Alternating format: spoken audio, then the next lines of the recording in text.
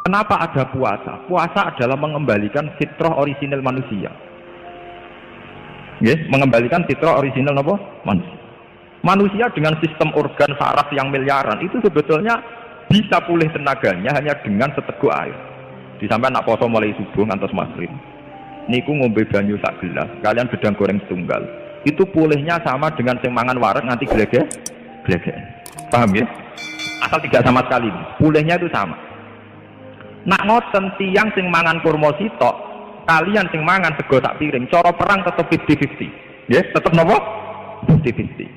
Sami kalian tiang poso sing buka mok kurma sitok, ambek sing mangan sak piring. Sampeyan saiki padha-padha kaya pedang kon perang. Niku tetep napa 50-50. Sing diharamno iku wisol kon poso terus. Mergo nak Rabu koblas dredeg-dredeg arek batok, paham ya niki.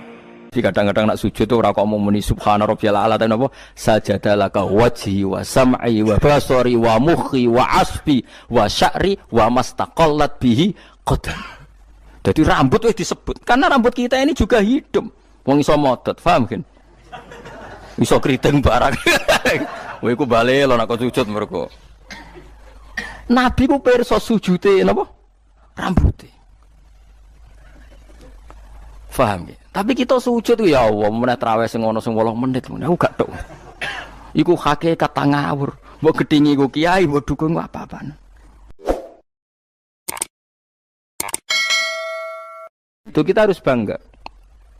Dengan yang namanya sujud itu harus bangga. Sampai diistilahkan apa? Laula kaya zinatal wujudi ma toba aisi wala wujudi wala tarannam tu napa? Fi sholati wala ruku'i wala andekan ndak ajaranmu ya Rasulullah saya ini ndak pernah menikmati sujud dan tidak pernah nikmati rukuk. Jadi syarat saya sujud itu ora sekedar kowe metek anggota pitu mboten, harus ada tarannum, harus ada kenikmatan yang luar biasa. Karena sujud ini yang menjadikan kita nanti di surga. Sujud ini yang menjadikan kita layak masuk surga. Sujud ini pula yang menjadikan kita sah disebut umat Kanjeng Nabi Muhammad sallallahu alaihi wasallam. Ciri utama umat Nabi ora kok kemenangan politik atau kemenangan dunia mboten, tapi tarahum ruk'an sujud. Umat yang kamu lihat sebagai yang rukuk, sebagai yang sujud. Artinya apa? Kalau Nabi yang soleh diriwayatkan orang soleh, pasti riwayatnya tentang sujud, tentang rukuk. Paham ya? Bareng Nabi diriwayatno LSM sing liberal. Nabi itu tokoh yang menerima semua pihak. Diceritakno Nabi perjanjian dengan orang kafir, kerjasama dengan orang kafir. Yo kok entuk wae dalil. Untuk kondi wae. Aku kadang yo gumun aku sing wong alim ora roh iku roh untuk kondi. Aku yo kadang heran. Kadang takok mbek wong. Niku kitab napa? Mbah Gus kula ya jarir bar. Mergo aku kitabku yo sak boto-boto kok ora roh. Kono sing kitabe cilik kok. Roh. Ini penting saya utarakan. Mulane kula teng donya, kula nggih di bojo, nggih syukur, di anak nggih syukur. Tapi aku paling syukur kok kita ditakdir napa sujud. Mergo iku yang identitas kita. Ya ayyuhalladzina amanu ruk'u wasjudu wa'budu rabbakum. Kowe nek iman tenan ciri utamane rukuk, ciri utamane sujud. Saiki mboten. Orang tuh ndak nikmati rukuk dan sujud. Bedino sholat tetap ngeluh, ora di duwe utangnya akeh. Mestinya ketika nganggap sujud itu segala-galanya, ditakdir sujud itu senengnya bukan Nabi itu nak nyifati sujud saking senengnya. Hatta takuna sajdatul wahidah khairan minad dunya wa ma fiha. Sehingga satu sujud lebih baik dari dunia dan seisinya. Coba sekarang, nanti kamu di akhirat, identitas kamu yang menjadi sah masuk surga itu hanya sujud kamu. Tapi kita sujud itu biasa wae seakan-akan ndak nikmat Allah yang luar biasa untuk duit akeh. Ini kan markai tenan. Markai tenan, entek oleh markai. Ini apa-apaan? Kan aneh, Allah mengatakan sujud itu spesial, kemudian kita nyifati sujud hal yang biasa. Aneh, berarti kamu mensifati sesuatu tidak dengan sifat yang diberikan Allah dan Rasul. Allah mensifati sujud itu luar biasa. Mulane kula nu salat iku seneng makmum. Kula nak sujud itu nikmat tenan. Ya sujud itu wis ngene iki. Mulane kula nu yakin di antara barokahnya Habib saya itu karena melanturkan beberapa syair yang itu mudawwan itu dibukukan ulama-ulama sujud kayak tadi laula kaya zinatal wujudi ma toba aisi wala wujudi wala tarannam tu fi sholati wala ruku'i wala sujudi. Tarannam tu nyanyi-nyanyi kecil, maknane ora sekedar ya tentu ndak nyanyi ngono wis dangdutan apa sujud boten, maksudnya itu menikmati. Tarannum itu Kok ora iku sujud perucat gak jelas. Masyaallah ya kok do urip. Kula niku heran. Itu tenang coba. Sekarang sampean lihat surat Fathah yang di akhir. Sifat umatnya Nabi itu apa coba? Tarohum rukkaan sujud. Orang-orang yang kalau kamu melihat aktivitasnya itu rukkaan, melakukan rukuk sujud. Memang kita punya ambisi politik menguasai Indonesia atau apa? Enggak apa-apa. Itu tapi setelah rukuk dan sujud. Bahkan kalaupun kita berpolitik demi supaya rukuk enggak dilarang, sujud enggak dilarang. Semua porosnya demi napa sujud. Mulane surat Iqra dimulai dan ditutup dengan wasjud waqtari. Sekarang enggak. Umat Nabi ngomong fadhil sujud itu do pelo. Bu pelo bisu. Ngomong fadhil sujud wis ra iso. Padahal sujud ini yang identitas kita. Kita masuk surga itu karena sujud. Bahkan ketika kita masuk neraka, iku neraka sing rawani iku walam takulin nar atharos sujud. Neraka itu tidak berani makan bekas-bekasnya. Kayak apa kalau yang sujud itu bathuk kamu, tangan kamu, dengkul kamu, terus hati kamu, fisik kamu. Mana nak sujud? Nah cara fikih sujud itu kan sementing anggota pitu nempel. Gini ku napa al-jabhah wal yaden warubbaten wal qadamen. Berarti pitu kan bathuk sitok, pira gen telapakan loro, dengkul loro, terus apa? Delamaan sikil loro. Kemudian ulama ada mengatakan harus ma'atahamulin yasir, sedikit ditekan. Mbok ukurane nganti ngecap ora roh, pokoke niku ukurane ku ditekan apa? Sedikit. Oke. Tapi sebetulnya kalau kamu fair, itu hanya syarat cara fikih. Nah cara Kanjeng Nabi zaman Sugeng nak sujud nganti gitu anen. Kulo nu cek apal.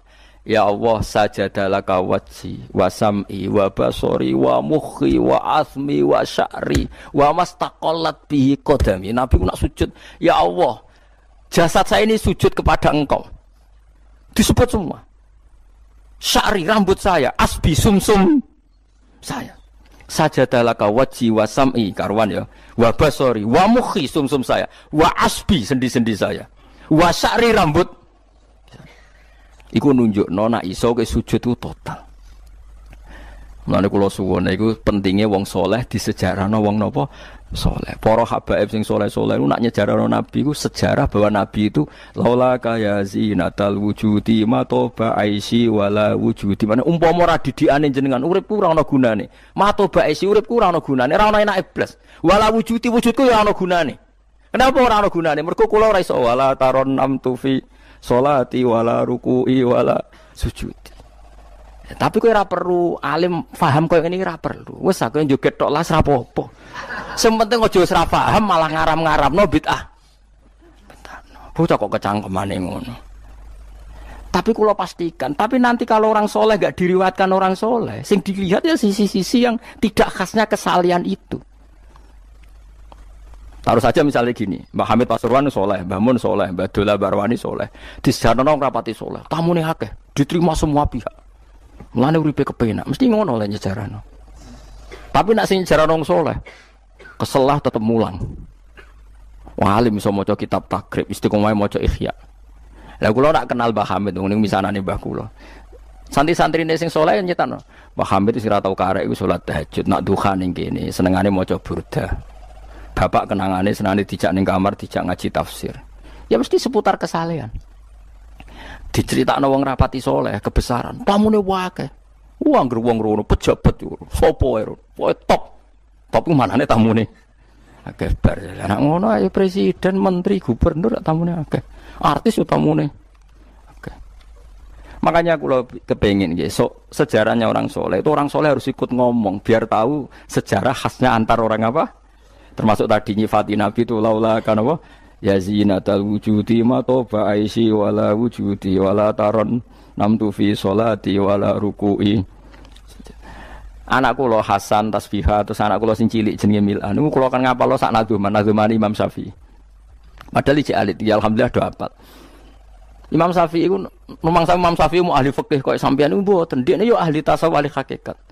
Niku nadzuman sing kula kan ngapalno niku Imam Syafi'i niku laqad mananta ala qalbi bi ma'rifatin bi annaka wa huzul ala'i wal qudusi wa ma taqallabtu min naumi wa fi sinati illa wa dzikruka bainan nafsi wan nafasi Ya Allah, sungguh nikmat engkau itu besar karena engkau memberikan aku satu kenikmatan. Di mana kenikmatan itu saya tahu bahwa engkau adalah Dzul Ala'i wal Qudusi, zat pemberi nikmat dan yang suci. Wa ma taqallabtu min naumi wa fi sinati, kula niku turu ora tau molak-malik awakku. Ora tau molet corong Jawa. Illa wa dzikruka bainan nafsi wan nafsi, kecuali saya ingat engkau di antara nafas-nafasku ini. Itu orang soleh meriwayatkan kesalian. Jadi wa ma taqallabtu min naumi wa fi sinati illa wa dzikruka bainan nafsi wan nafasi. Jadi tapi enggak, sekarang agama itu diceritakan orang-orang yang gila politik, gila kekuasaan. Kita harus kuat. Ya bagus, kita juga enggak ingin ngalami kayak Rohingya, paham ya? Makanya yang soleh-soleh pun jangan anti politik, goblok ya anti politik. Gobloknya tadi, kue misalnya ramelok politik, sing kuasa orang-orang non muslim, tong fasik terus sholat dilarang, pengajian dilarang, kacau. Lo tenan, kalau ketua partai-partai politik cara kan YouTube kalau bukan biar no guna nih. Tapi nak kon iman ragilem bodoh ini bolak-balik. Tapi kita harus hormat, piye-piye menjadikan Islam itu di Indonesia nggak dilarang-larang, nggak dikuyo-kuyo, karena penguasanya adalah orang apa? Islam. Tapi bojo imani teman-teman bodoh ini yo bolak-balik bos watake serah las pokoknya bongso. Makanya ini penting sekali. Makanya saya kemarin itu senang banget sampai surat Sajdah. Ngaji kita adalah ditakdir sampai surat apa? Sajdah. Di mana surat ini mengatakan innama yu'minu bi ayatinal ladzina idza dzukiru biha kharru sujada. Orang-orang mukmin sejati adalah orang ketika dibacakan ayat Allah itu langsung napa? Sujud. Tentu sujud ini bisa sujud fisik kayak kita pas sholat, termasuk bisa sujud pikiran, sujud hati, sujud macam-macam. Mulane Kanjeng Nabi kadang-kadang nak sujud ora kok mau muni subhana rabbiyal a'la tapi napa sajadalaka wajhi wa sam'i wa basari wa mukhi wa asbi wa sya'ri wa mastaqallat bihi qadam. Jadi rambut wis disebut karena rambut kita ini juga hidup. Wong iso modot, paham kan? Iso kriting barang. Kowe iku bali lho nek sujud mergo. Nabi ku pirsa sujude napa? Rambuté. Paham ya? Tapi kita sujud ya Allah, meneh traweh sing ana sing 8 menit, aku gak tok. Iku hakikat ngawur. Mbok gedhingi iku kiai, mbok dukung apa-apaan. Tapi wong sing makome ngene iku nek iso iku dadi imam. Kok nate wonten cerita teng daerah kula, wong saleh alim dadi imam. Imami Jumatan. Bareng sujud lali. Lho wali wong ngenteni itu lho diarani mati ra mati. Akhire muridé ndudul kok. Mbah sampun. Batal sak Jumatan. Semenjak itu dia mengundurkan diri dari imam nopo. Tapi kowe kan gak ngarah sujud nganti ngono. Mulane wong nak salat iku aja nganggo makome sinten wong khawas. Lan sak kula tiang-tiang nak saleh iku ngimami yo nganggo makom sing adna. Dindekno makome. Lah engko nak pas bengi-bengi tahajud nganggo makom kelas A. Sekali salat iku wis lali. Masyhur. Sampe tak critani salate Kanjeng Kanjeng Nabi nak sholat tu Aisyah turun ning ngarepe. Ya matang-matang ngono ning ngarepe. Ayo Aisyah. Mulai bolak-balik matur, Nabi ku ora digon sholat kowe iku ora. Nek kowe kan digon sholat tapi ora tau sholat. Nabi ki sing digo sholat ya nggon turu niku nggon sare ku digo sholat. Aisyah ya sare teng mriku. Masyhur riwayat hadis iki kok. Jare Aisyah. Oh Nabi nak ngadeg suwe tak sembujuk sikilku tak jelonjorno. Mergo Nabi nak sujud apa nak ngadeg iku. Minimal 200 ayat. Kulhu mau pirang ayat? 200 ayat. Ngono cek nangis. Fama marra min ayati adzabin illa sta'adza minhu wala marra bi ayati maghfiratin illa astaghfar wa ma marra bi ayati tasbihin illa sabbaha wala bi ayati tahmidin illa hamada wala bi ayati takbirin illa kabbara. Setiap lewat ayat tasbih dia baca tasbih. Setiap lewat ayat istighfar dia membaca. Dan misalnya subhisma rabbikal a'la subhanallah subhanaka ya Allah. Mau pas maca ayat intu azibhum fa inum ibadu ya Allah lakal hamdu walakal mulku ya Allah wa ma'fuan nangis. Dadi Aisyah ngerti paling suwe tak sodoro sikilku. Barang ku ape sujud lagi sikilku tak tarik, tak pengkeretno. Mulane jare ka'annahu lam ya'rifna qat. Nabi itu ketika ndak salat itu teman kita. Tapi nek wis salat seakan-akan ndak kenal kita. Sampai sahabat itu udah bingung, Nabi habis sholat di masjid, sahabat nyun sewu sing sok kenal sok parek. Nabi itu ya talawan, wajahnya rubah kabeh. Karena hulam ya'rif, Nabi itu tidak kenal kita kalau mau sholat. Saking haibahnya mau sowan Allah Subhanahu wa ta'ala. Tapi setelah sholat baru Nabi happy. Dan Nabi itu rindu sholat. Masyhur itu Nabi kalau banyak masalah itu sampai takok-takok Aisyah. Ya Aisyah, Bilal kok gak rene-rene. Maksudnya qomat atau azan. Ketika Bilal teko, sopan ya Bilal, arihna bis sholat, arihna bis sholat. Masyhur. Arih ngeke istirahat sira Bilal nak ing kita bis sholat. Ayo Bilal aku nang istirahat no nganggo sholat. Dadi Nabi yang roh donya sumpek. Iku istirahate iku. Mulan sebut wa qurratu aini fis sholat. Tenange atiku. Lah kok terus di umat ayame di dhuwit iki umat apa? Ya umat sing kumat. Ya iku jawabane. Umat sing kumat. Lah ya meskipun kira iso nglakoni tapi tak critakno nek ke wong saleh iku disejarahno wong saleh. Ben ijek sambung. Dan saiki Rasulullah itu sayyidus sholihin. Sayyidus sholihin sing diceritakno Quran sifate umat itu tarahum ruk'an sujud. Saiki umat sifate tarahum yatlubunal mal wa yatlubuna kadza wa kadza yatlubunal jah wa riyasah. Jadi sok ben cara umpama Quran kok iso dikarang sifatemu ora tarahum ruk'an sujud sifat umat ngalor ngidul golek duit. Kuwi seneng disifati ngono. Gak seneng kok. Dan kalau suwon ngaji surat sajdah niki kula umpama pantes nuntut Pak Rumanto tak nyembelih sapi. Mergo syukuran surat napa sujud. Tapi kok kowe syukur perkara mangan sapi ku ya elek. Mulane ra usah. Wong ngaji kok syukur perkara nyembelih apa? Sapi. Mulane ra usah. Kulo nu khatam Kyai Kampe disyukuri. Nganti saiki ora disyukuri. Tangan-tangan ya bener ra disyukuri. Ben syukure mergo khatam hitam ora perkara nyembelih sapi. Tapi insyaallah kuat asline kuat. Bangunnya ra kuat sak menaki urunan 5.000 cukup. Golekno sapi kuru ampun. Terus sapi sing wis kesemper. Tapi kula suwun ya melane kula suwun aja geman mengabaikan sejarah versi wong saleh. Termasuk versi ya tiang-tiang saleh. Cek saking kalangan habaib, cek sing kalangan ulama. Pokoknya tiang-tiang napa saleh itu khas. Cara seneng Nabi itu khas. Kowe iso nyifati Nabi kayak tadi, laula kaya zinatal wujudi ma toba aisi wala wujudi wala taron namtu fi sholati. Jajal Kanjeng Nabi versi wong-wong politikus malah diseru. Nabi itu pemersatu pan Arabik. Dulu Arab itu gini-gini. Setelah ada Nabi, iku yo iya ya sifatnya Nabi, tapi kowe apa mbok omah ngomongno, kowe sujud ora iso kok ngomong ndok dinti. Pertama Iqra turun ya wasjud. Iku variasi-variasi setelah ada kekuatan politik, ono variasi-variasi sifat-sifat Nabi yang datang kemudian. Tapi sifat permanennya ya wasjud waktari. Paham maksudnya? Paham tenan to ora? Paham ya alhamdulillah. Soale nek sing ora paham ya mbok paham. Ben nyenengno guru. Nyenengno guru ku ibadah. Pokoke eling-eling surat Fatah sing akhir napa? Tarahum ruk'an sujud. Walahum lan ora ana te wong akeh yung dzuruna dikai tempo sapa wong akeh yum haluna tegese dikai tempo sapa wong akeh li taubatin krana tobat au makdiratin utawa ngekeki alasan fa'arid mongko mengo sira anhum sanging kufar wan tadzir lan ngenteni ana sira misale inzalal adzab ing turune siksa bimiklan kufar innahum sakdene wong kafir ya muntadziruna ngenteni sapa wong kafir bika ing sira wong kafir ngenteni misale hadis samoten ing terjadine kematian atau anyare kematian au qatin utawa terjadine pembunuhan. Bismillahirrahmanirrahim. Afaman kana mu'minan kaman kana fasiko. Afaman kana mu'minan kaman kana fasikol la yastawun. Ammal ladzina amanu wa 'amilus solihati falahum jannatul ma'wa. Nuzulam bima kanu ya'malun. Wa ammal ladzina fasaku fama'wahumun nar.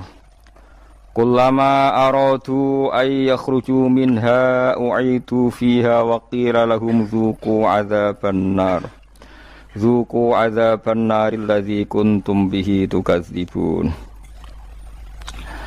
Afaman kana, afaman ana ta utahi wong.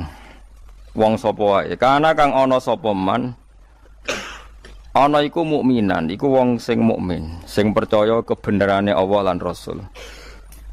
Iku kaman kaya dene wong kana kang ana sapa man iku fasikon, iku wong sing fasik utawa wong sing kafir.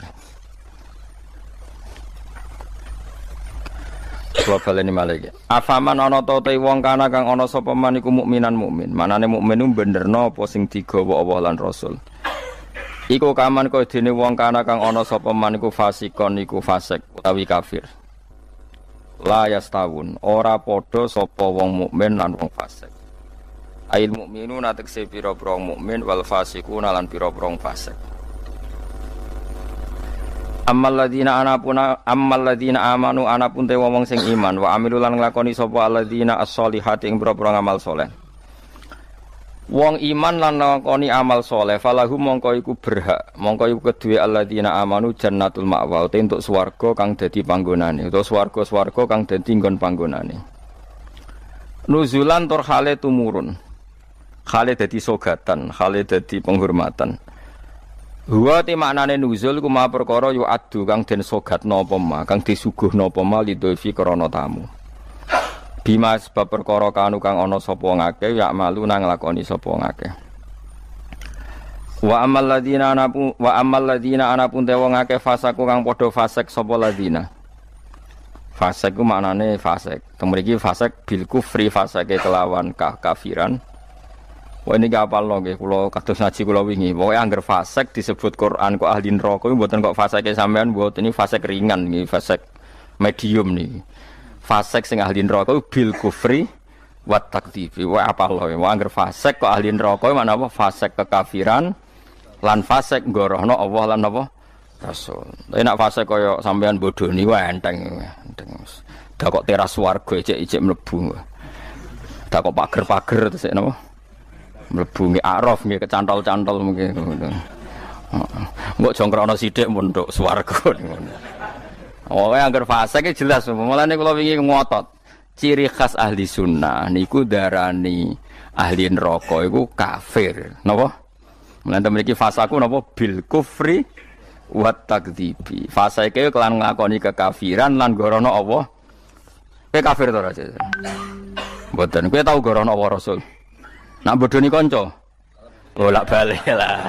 Iku urung kafir wenteng. Mergo yo kene tau dibodoni padha wae kan wales-walesan ngono napa? Sesama saling bodoni ya.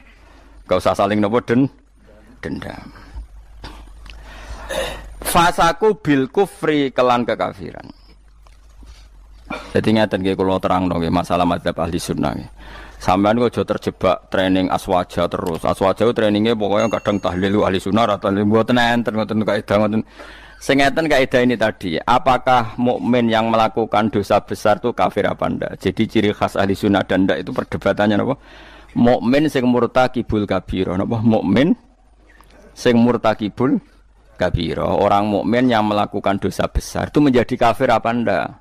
Ahli sunnah berpendapat tidak menjadi kafir. Sementara yang khawarij yang lain berpendapat menjadi kafir. Nah, Imam Suyuti, Imam Ghazali, Imam Syafi'i semua itu ahli sunnah. Sehingga kalau ada orang kok ahli neraka, niku mesti maksiate iku bil kufri wa takdzibi. Alasan Imam Syafi'i sak bala-balane niku sak ulama sak kancane niku wong nek wis kadung bener diridani Allah, niku sifate ora kok ora tau salah. Kula baleni malih nggih. Wong nek wis bener diridani Allah, niku sifate ora kok gak tau salah iku ora. Nek Allah seneng kowe, iku statusem wong-wong sing liyukaffirallahu anhum aswa allazi amilu. Engko amal elek iku ndelalah didadekno di sepuro sinten? Allah. Carane piye ya? Carane ku gawe poin. Misale ngeten, sampeyan ngobet wek cah wedok. Cah wedok seneng banget kowe. Sementing ke komitmen aja zina. Tapi sampean aja takok kula, berarti SMS-an angsal Gus. Jawel angsal yo aja takok ngono. Tapi nak kowe kasil jawel tok ra zina ku insyaallah barokah ngedohi dosa gedhe sing cilik di sepuro. Tapi aja muni halal. Yo aja muni halal, yo aja lakoni nek iso. Cuma iki cerita. Ana wong seneng cah wedok banget. Tapi dia ini sukses ninggalo napa? Zina. Tapi ora sukses ninggalo jawel utawa SMS-an misale. Tapi kok jumni halal lho ya. Wong kula ora muni halal kok mbok riwayatno halal. Niki rak ngaji ilmu. Mergo di antara jatah di sepuro apa alladzina napa mboten niku intajtanibu kaba'ira matun hauna anhu iku kafir angkum sayiatikum. Nak kowe sukses ngilangi sing gedhe insyaallah muga-muga sing cilik iku di sepuro. Misale kula gubething ruhin, maksimale kan mateni. Mateni kan dosa gedhe tak hindari. Mau ngenyek tok bocah kriting ndek. Lah iku yen yo dosa ngomentari ngono iku kan Tapi luwih apik timbang gedeng diimplementasikno membunuh. Jadi misalnya gedeng wong, opsi tertinggi kan mateni. Misalnya gak mateni bacok sikile atau bacok tangane kan berat. Wah iki ditinggalo kabeh mau karek ngrasani gremeng nyek. Lah iku lumayan. Senajan to ngrasani ya tetep dosa, tapi lumayan. Mulane kiai-kiai rata-rata yang ngrasani mergo mangkel lu nek ora diomongno dadi udun. Nah, akhirnya ngrasani. Kiai-kiai anggere mbok tamoni critakno lawan politike, mesti ngrasani to ora? Ngrasani. Mergo nek dimpet ya dadi udun. Tapi kuwi luwih apik timbang mateni. Misalnya kula kiai yang jenis seperti ini. Roh metode wong seneng Quran lewat konser, lewat MTQ mesti ngritik. Bar wanita ora seneng nek ono MTQ dikritik. Ya ngrasani, tapi apik niate. Lah kok sing seneng MTQ ya ngrasani kiai-kiai sing kaya kula. Wah, wong kok gak gelem siar. Quran niku buta siar, wong Islam buta siar. Ya sak muni-munine lho pokoke. Ikan ya rasan-rasanan. Sampai sementing gak santet-santetan ngono maksude. Lah iku disebut apa? Intajtanibu kabairomatun hauna anhu insyaallah nukafir angkum sayyatikum. Jika kamu sukses meninggalkan dosa-dosa besar, yang kecil insyaallah dimaafkan. Ini penting saya aturkan. Nah, kalau orang baik itu syaratnya tidak pernah dosa, berarti sekali dosa dia jadi kafir. Ini masalah bagi ahli sunnah. Nah, ini penting kalau atur. Mereka ceritanya ngeten nggih, wong nak bakate soleh, mabuk ning masjid. Bodoni yo santri, mergo dekne ora duwe kanca geng. Akhire korbane yo santri. Mergo dekne bodoni wong liya, wong abangan, preman ora kenal. Sing dikenali santri. Akhire korban bodoni yo. Ya kula kiai bodoni wong ya bolak-balik. Tapi kula ora tau sambat, pancen jatahe mun kadang-kadang kebodhon yo jatah. Sampeyan kula critani, zaman Nabi ana wong jenenge Abdullah. Niki hadis sahih teng Bukhari wonten, teng pundi-pundi wonten. Wa kana yulaqabu khimaron. Ndek niku sampe nak ngundang kanca-kancane niku khimar. Wa kana yudhiku Rasulullah wa kasiron. Ndek niku senengane guyokno Kanjeng Nabi. Kanjeng Nabi orang yang sering serius iku mergo mimpin perang macam-macam nak roh dolah iki guyu. Kancane ra ngundang dolah tapi napa? Iku nak mabuk ini masjid Kanjeng Nabi. Mboten trimo masjid mriki mboten. Masjid Kanjeng Nabi. Ngefly. Anggere takok, kowe wong fasik kok ora ning terminal tandalan ning masjid. Aku nak ora Nabi ku ngeluh. Tapi ojo minum gak ngregani Nabi. Aku nak ora minum yo ngeluh. Angel gak? Akhirnya singkat cerita, Nabi itu profesional, masih santri ini nak salah ditakzir. Takzirane Syaribul Khamri ku gak ada batasnya. Enggak ada ukurannya, memang di Quran enggak ada. Sehingga kadang Nabi yo jilid 20 kali, kadang 80 kali. Bil jaridi wan ni'al. Ini sing khusuk-khusuk ngrungokno hadis iki. Jarid niku napa? Apa kan pelepah napa? Kurma wan ni'al ku sandal. Dadi ana sahabat sing saleh-saleh ku ditabuki mbek sandal, kadang ambek. Tapi bariku yo ngono meneh. Nganti sing jilid ku bosen. Dadi cara ning Aceh polisi syariate nganti napa?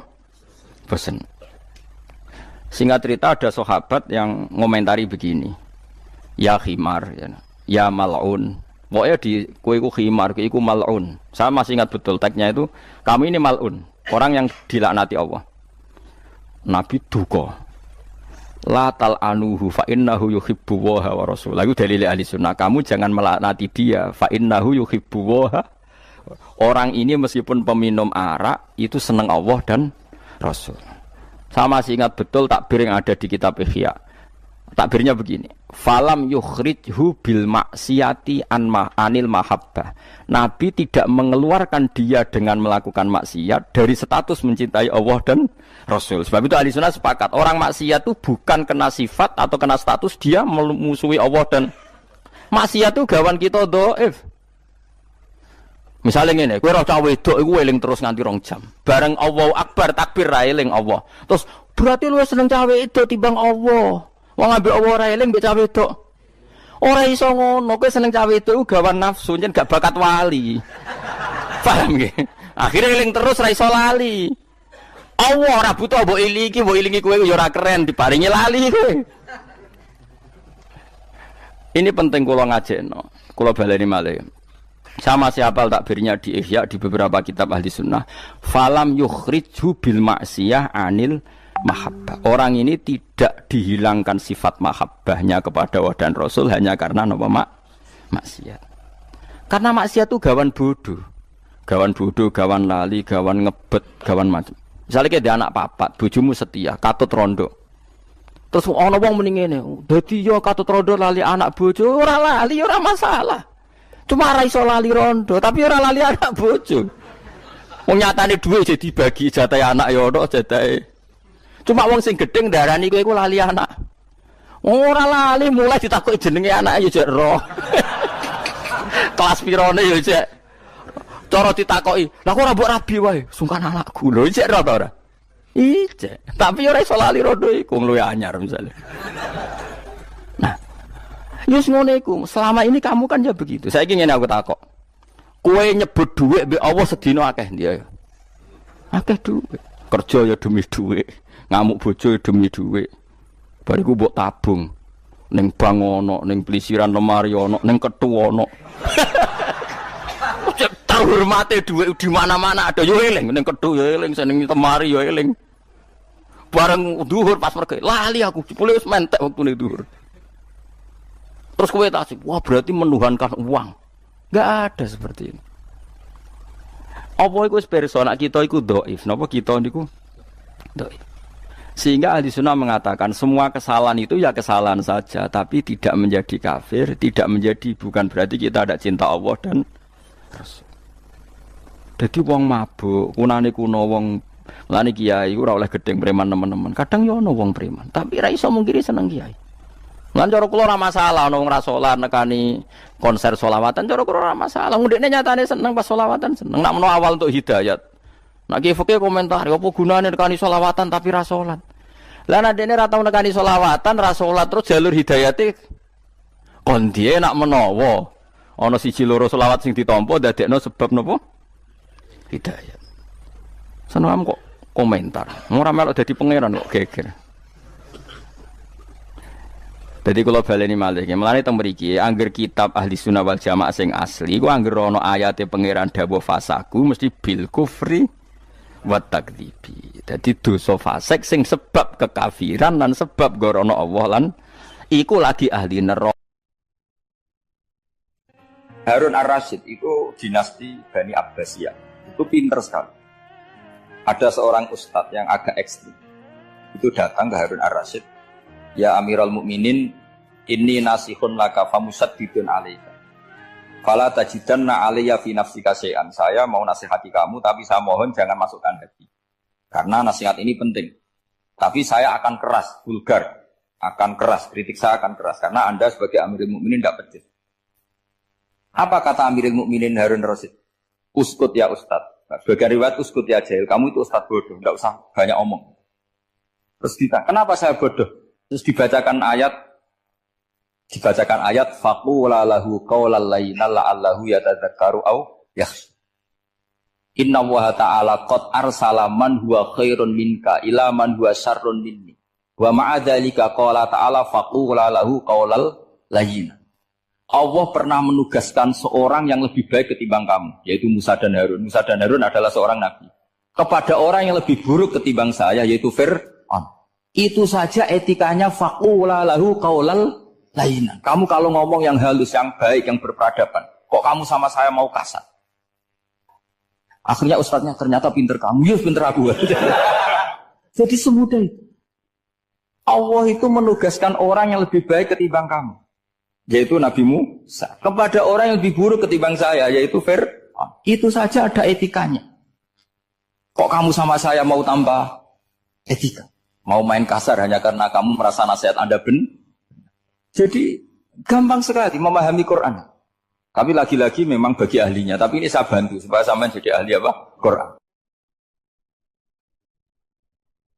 Ada sekian problem dalam memahami Quran, terutama kalau lewat terjemah. Problem itu bisa gawat betul, memang bukan gawat-gawatan tapi gawat betul. Misalnya ada ayat begini dan terjemahnya pasti begini. Fa'ainama tuwallu fasamma wajhullah. Kamu menghadap mana saja, di arah manapun, di sana ada ridhonya. Itu kalau hanya pakai terjemah, tentu menjadikan kita sholat bisa menghadap ke timur, ke barat, ke utara, dan ke apa? Selatan. Saya cerita sedikit tentang asbabun nuzul. Memang tema sekarang tentang asbabun nuzul. Dulu Rasulullah SAW ketika di Mekah itu sholat menghadap Ka'bah. Tapi setelah pindah di Madinah, di mana Madinah itu ada komunitas Yahudi dan Nasrani, Rasulullah itu menghadap ke Baitul Maqdis. Kira-kira 16 bulan. 16 sampai 17 bulan. Semua riwayat itu kisarannya hanya 16 sampai berapa? 17 bulan. Sehingga orang Yahudi itu bilang begini, Muhammad ini baiklah. Meskipun dia membawa agama baru, tapi kiblatnya masih ikut kita. Masih baik kan? Setelah 16 bulan, Nabi diperintahkan Allah untuk menghadap ke Ka'bah.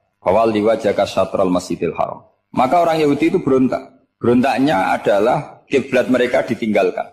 Cara berpikir orang Yahudi itu kiblat mereka ditinggal. Sehingga mereka bilang mawallahum an qiblatihim allati kanu 'alaiha. Apa yang menjadikan umat Islam berpaling dari kiblat Baitul Maqdis. Kemudian mereka provokatif betul. Ini perlu diperjelas. Provokatif. Bilang begini, "Inna Muhammadan tahayyara fi din." Muhammad ini bingung dalam beragama. Sehingga habis ngomong A ngomong B, habis kiblat Ka'bah, kiblat Baitul Maqdis. Sehingga dalam banyak tarikh disebutkan peristiwa kiblat itu terbanyak melahirkan orang murtad, orang yang keluar dari Islam gara-gara provokasi orang Yahudi. Muhammad tahayyara fi din. Muhammad tuh bingung dalam menentukan pilihan apa? Beragama. Kemudian walhasil singkat cerita akhirnya Nabi itu madhep Ka'bah. Apa yang terjadi mukjizat itu adalah bahwa agama ini agama yang mewakili semua agama sebelumnya yang masih orisinil. Yaitu Nabi akhirnya berargumentasi Ka'bah adalah kiblat yang asli, yang lebih tua. Terus mereka tanya, buktinya apa? Dijawab oleh Quran, fihi ayatum bayyinatum maqamu apa? Ibrahim. Ka'bah bukti tertua adalah di situ ada makam Ibrahim. Makam itu jejak kaki. Ya kalau bahasa Indonesia makam itu kuburan. Kalau dalam bahasa Arab makam itu jejak apa? Jejak kaki. Sehingga diketahui oleh sejarah dibuktikan di situ ada jejak kaki siapa? Nabi Ibrahim. Sementara nisbatnya Baitul Maqdis itu adalah kepada Nabi Musa dan Nabi Harun. Yang ini adalah turunan dari Nabi siapa? Ibrahim. Hikmahnya apa? Begini. Sebagai bukti bahwa Baitul Maqdis pernah menjadi poros Islam atau poros Tauhid, maka Nabi Muhammad pernah disuruh menghadap ke Baitul Maqdis. Buat inget-ingetan kalau ini pernah menjadi poros apa tahu? Tapi tetap tua-tuaan masih tua apa? Nah, kenapa tua Ka'bah tadi? Karena Ibrahim adalah Abul Anbiya, bapak dari para. Dan di situ ada jejak kakinya. Fihi ayatum bayyinatum maqam. Bukti itu belum cukup. Dibuktikan lagi bahwa Ismail kecil itu hidupnya di Ka'bah. Kita tahu sa'i baina Safa wal Marwah adalah karena Siti Hajar sedang mencari apa? Jadi ada bukti sekian, bukti empirik bahwa Ibrahim itu kiblatnya itu Ka'bah, bukan Baitul. Sehingga ada kata-kata fihi ayatum bayyinatum maqamu Ibrahim. Nah, tanpa ngerti asbabun nuzul, kamu akan mengartikan fa'ina ma tuwallu fasamma wajhu itu salah. Karena di situ kamu menghadap mana saja, maka di situ ada ridhonya Allah. Maka para ulama memberi catatan, maksudnya begini, kamu menghadap kemana saja, asal itu yang diperintahkan Allah, maka di situ ada ridhonya Allah. Harus seperti itu maknanya, disesuaikan dengan konteks asbabun nuzul. Tanpa seperti itu tidak bisa. Dan masih banyak lagi kepentingan tentang asbabun nuzul. Jadi problem sekarang adalah banyak mufassir yang hanya mengartikan dari terjemah. Itu bahaya sekali. Jika ada orang yang menikah secara mut'ah, itu kan mirip kayak transaksi zina. Mereka berdalil famastamta'tum bihi minhunna fa'atuhunna ujurahun. Perempuan yang sudah kamu nikmati, yang penting kamu bayar. Terjemahnya seperti itu. Karena ujur itu jamaknya ujroh. Itu fatal sekali. Padahal ayat itu begini, settingannya begini, setting siakul kalamnya atau asbabun nuzulnya begini. Ini sekaligus, memang saya sengaja ngaji dengan tema yang berat, bentuk penghormatan pada yang ngaji. Kalau temanya ringan kan kayak TPQ. Begini asbabun nuzulnya begini. Wal muhsanatu minan nisa yang awal juz 5 itu, ya kita santai aja, yang awal juz 5 itu sebetulnya maktuf, diatafkan pada ayat hurrimat alaikum ummahatukum wa banatukum wa akhwatukum wa ammatukum wa kholatukum wa banatul akhi wa banatul ukhti. Jadi perempuan yang haram dinikah itu ada 7. Yang faktor nasab, yaitu siapa? Ibu, putri, saudara putri, bulik dari bapak, ammah itu bulik dari bapak, kholah itu bulik dari ibu, keponakan dari saudara lelaki, keponakan dari saudara perempuan. Ini disebut haram karena nasab gen. Kalau orang Jawa bilang hanya 4 karena ngitungnya bulik baik dari bapak maupun ibu. Kalau orang Jawa bilang kan bulik terus keponakan dihitung 1. Padahal ada keponakan dari saudara lelaki, ada keponakan dari saudara apa? Perempuan. Wa banatul akhi wa banatul ukhti. Terus kedua haram karena rodok. Kita tahu dalam hukum Islam rodok adalah sama dengan nasab. Jadi ibu yang pernah menyusui kamu berarti jadi ibu kamu. Dan saudara sepenyusuan berarti menjadi saudara kamu. Ini disebut wa ummahatukum allati arda'nakum wa akhwatukum minar rodok. Terus ketiga haram karena musoharoh, karena besanan. Jadi pagi ini misalnya saya nikah dengan Sri, bilang qabiltu nikaha wa taswijaha bil mar'il madkur. Setelah nikah dengan Sri ini otomatis ibunya dia menjadi mertua. Otomatis haram saya apa? Nikah. Ini namanya haram karena musoharoh. Atau kamu punya anak Zaid. Zaid pagi ini akad dengan Sri. Berarti Sri adalah menantu Anda. Otomatis haram bagi Anda. Itu namanya haram karena musoharoh, karena bisanan. Itu yang disebut waroba haram-haram itu kan saat terus itu wa ummahatu nisaikum. Ibu dari istri-istri kamu. Memang ini agak jelimet, tapi memang syaratnya mufassir harus biasa jelimet. Jangan hanya nyari partai ayat-ayat untuk kepentingan partai. Wah, itu ngeri. Kacau Quran dipakai kampanye. Terus itu berarti sudah 3 kan? Haram karena nasab, karena rodok, haram karena musoharoh.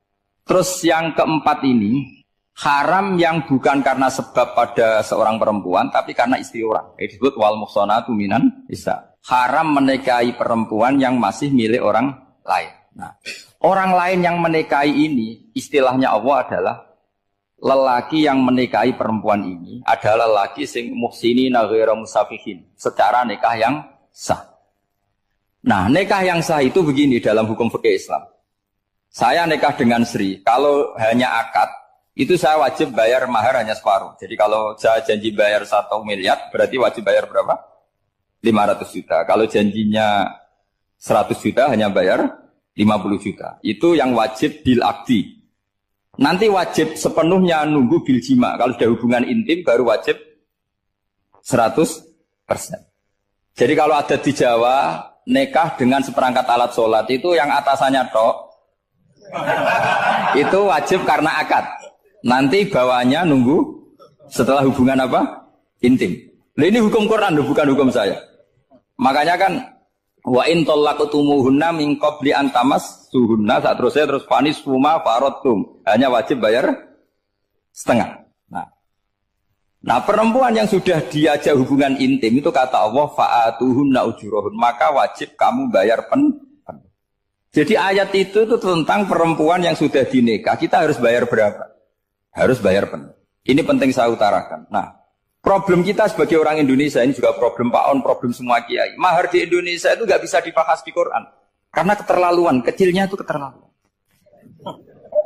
Saya ini kan kiai, sering ngakatkan tuh sampai bosan, seperangkat alat sholat. Itu ngawur sekali, ini mbak-mbak harus nggak mau gitu. Saya provokasi minimal itu ya berapa? 100 juta berapa? Pantasnya berapa? Pantasnya berapa? 10 gram itu berapa nilainya? Kan 1 gram 500 ribu, baru 5. Ya sudah mendingan itu 10 gram. Quran itu bayangannya gini, sambil latihan, yang hafal-hafal biar latihan. Jangan dapat beasiswa karena hafal tapi nggak jelas juntrungannya. Quran itu bayangannya gini, ini nggak mungkin Quran ini bisa dibaca di Jawa. Wa in aradtum istibdala zawjin makana zawji wa ataitum ihdahunna qintaran fala ta'khudhu minhu syai'a. Jika kamu nikah sama seorang perempuan, kemudian kamu cerai, maka mahar yang sudah kamu berikan jangan ambil lagi. Karena mahar di Arab itu mahal, 100 juta, kadang mobil Alphard, kadang GMC. Sehingga setelah menceraikan tuh kebayang menarik. Kok enak, dulu saya memberikan itu kan karena dapat servisnya, sekarang sudah saya cerai, saya tarik. Kalau mahar di Indonesia kan seperangkat alat sholat. Jadi gak kebayang ada kalimat fala ta'khudhu minhu syai'a, jangan ambil lagi. Kebayang ngambil aja enggak? Apalagi kalau nikahnya sudah 2 tahun kan sudah lusuh, sudah. Tapi kalau di Arab itu kebayang karena mahal. Makanya orang Arab suka nikah orang Indonesia karena murah. Jadi bahasa kintoron itu harta yang enggak ternilai. Wa ataitum ihdahunna kintoron. Kok yang enggak ternilai? Mahal betul. Itu pernah saya hitung, ada yang mahar itu 400 juta, ya sekira segitu. Nah makanya setelah dicerai, Allah memperingatkan setelah kamu kasihkan, ya jangan minta lagi. Kenapa kepikiran minta? Karena jumlahnya besar. Kalau di Indonesia kepikiran nggak minta, ya? Nggak kepikiran, saking kecilnya. Seperangkat alat sholat, kadang 1 juta. 1 juta itu setelah hubungan intim. Sebelumnya yang wajib hanya 500. Itu kan gak kebayang. Makanya susah ngartikan Quran di Indonesia, kadang susah karena kadang terlalu. Itu pernah Sayyidina Umar radhiyallahu anhu pernah bilang begini. Wahai para perempuan, mahar itu jangan mahal-mahal. Kasihan para lelaki. Itu ada perempuan alimah ya, orangnya alim betul. Itu usul langsung gini, ya Amirul Mukminin, laisa dzalika laka ya Amirul Mukminin. Waqad qala ta'ala wa atiitum ihdahunna qintaran. Kamu hanya seorang Amirul Mukminin, tidak berhak bikin aturan pembatasan mahar. Allah saja tidak batasi. Kenapa kamu batasi? Sehingga dulu yang namanya nikahnya Sulaiman Agung atau Jamaluddin siapa Ratu Agung. Kalau hadiah ya sampai tas mahal itu. Ini kan dari bahasa Arab mumtaz mahal. Mumtaz itu istimewa, mahal itu dia punya istri yang sangat dicintai, dikasih hadiah mumtaz mahal. Terus ilat Jawa jadi apa? Tas mahal. Itu sama Mujidulil Albab kalah. Itu kalau cerai kan kepikiran minta lagi. Dikasihkan yang baru. Tapi kalau di Indonesia tidak mungkin karena apa tadi? Seperangkat alat sholat. Begitu nyari yang murah lagi. Yang bagus kitanya, bungkusnya yang bagus. Maka nggak mungkin kita maknani Quran tanpa mengenal yang bernama asbabin. Karena makna ayat itu bisa kacau kalau kita tidak tahu asbabin. Yaitu kayak tadi makna fa'ina matuwalu fatamma wajibwa. Itu maknanya kan kamu menghadap mana saja, boleh saja di sana ada ridhonya Allah. Berarti kan bisa ke timur, ke selatan, ke utara, ke barat. Itu bahaya betul. Sehingga kata ulama harus mengkaji asbabin supaya porsi ayat ini sampai semana jauhnya itu kita tahu. Tanpa tahu itu tidak bisa. Begitu juga menyangkut kiblat. Sekarang saya tanya, kemarin kan ramai dulu juga menak. Kiblat semuanya diukur dengan GPS, terus beberapa masjid dikomentari salah. Karena diukur pakai apa? GPS. Kalau dalam bahasa falak disebut yaumarostil kiblat. Memang bisa diilmoni. Tapi pertanyaannya begini, dari awal Allah ngendikan fawali wajhaka syatral masjidil haram. Kamu yang penting sholat itu menghadap masjid. Masjid itu ya bangunan. Sehingga kata Ibnu Abbas yang diriwayatkan banyak ulama mengatakan al-Ka'bah kiblatun li ahlil masjid wal masjid kiblatun li ahlil haram wal haram kiblatun li ahlil masyriq wal maghrib. Jadi kalau orang di dalam masjid kiblatnya harus Ka'bah. Di luar masjid kiblatnya asal bangunan Masjid Haram. Tapi di luar sini kayak di Indonesia boleh semua tanah. Kenapa begitu? Kata Ibnu Abbas karena Quran turun di lisanin Arabiyyin mubin. Jadi kalau orang Jogja kalau mau ke Jakarta arahnya kemana? Barat. Itu sebetulnya ketika Anda ke barat itu persis Jakarta apa bisa saja pasnya itu Pangandaran. Tapi orang itu akan bilang kalau ke barat ya ke Jakarta. Meskipun presisi Anda tepatnya di Pangandaran. Nah kiblat seperti itu, asal orang menghadap ke barat itu orang sudah bilang ke kiblat. Nggak usah sedetail misalnya harus pas Ka'bah. Saya pernah debat sama tim ahli Kemenang. Nggak bisa Gus, sekarang ada GPS harus tepat Ka'bah. Terus saya bilang gini, kalau teori Anda benar, berarti semua masjid luasnya maksimal 16 meter. Ka'bah itu luasnya hanya 16 meter. Berarti Masjidul Albab yang pojok sana sama pojok sana, kira-kira itu ya sudah tidak kena Ka'bah. Kalau harus tepat, Ka'bah itu kan diameternya hanya 16. 16 sampai 18 kalau nggak salah. Berarti semua masjid kalau ingin tepat Ka'bah harus pas 16. Kalau terlalu luas pilihannya harus cekung. Kan jadi aneh. Makanya saya itu sering Pak, dulu saya ini biasa debat fikih. Kalau di tradisi pesantren namanya Basul Masail. Saya punya teman yang paling kurang ajar, yang paling saya kenang dalam panjang sejarah. Dulu itu kalau debat fikih itu ya seru. Kalau aturan fikih kan gini, soft paling baik itu kan soft pertama. Baru kedua, baru ketiga. Yang paling keren kan soft awal, soft. Terus teman saya bilang gini Pak, ya kalau gitu gini aja Gus, desain masjid itu memanjang utara selatan. Biar semuanya soft awal. Gara-gara didesain begini kan ada soft 2, soft 3. Apa susahnya? Kita bikin mulai awal supaya masjid itu memanjang utara apa? Selatan. Supaya semuanya soft awal.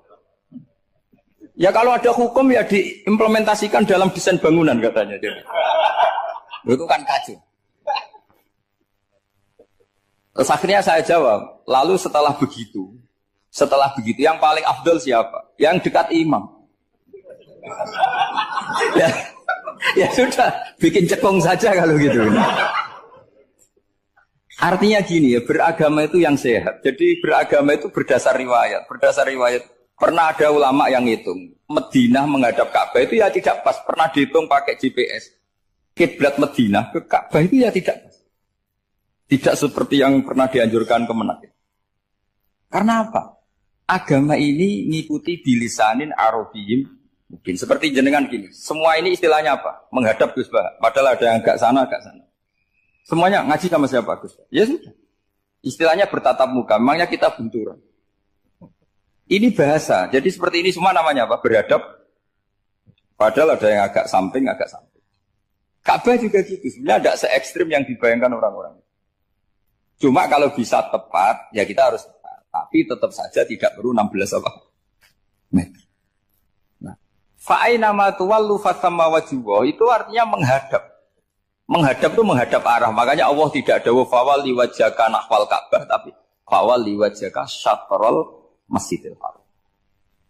Jadi ini penting saya utarakan supaya kita familiar dengan istilah-istilah Quran. Istilah Quran itu gampang sebenarnya. Kalau kita kaji itu kan. Problem kita tidak pernah mengkaji. Jadi semuanya asing. Kalau kita mengkaji itu gampang sekali.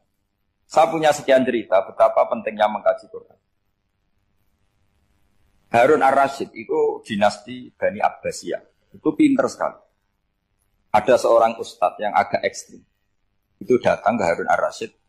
Ya Amirul Mukminin, inni nasihun laka famusaddidun alaika.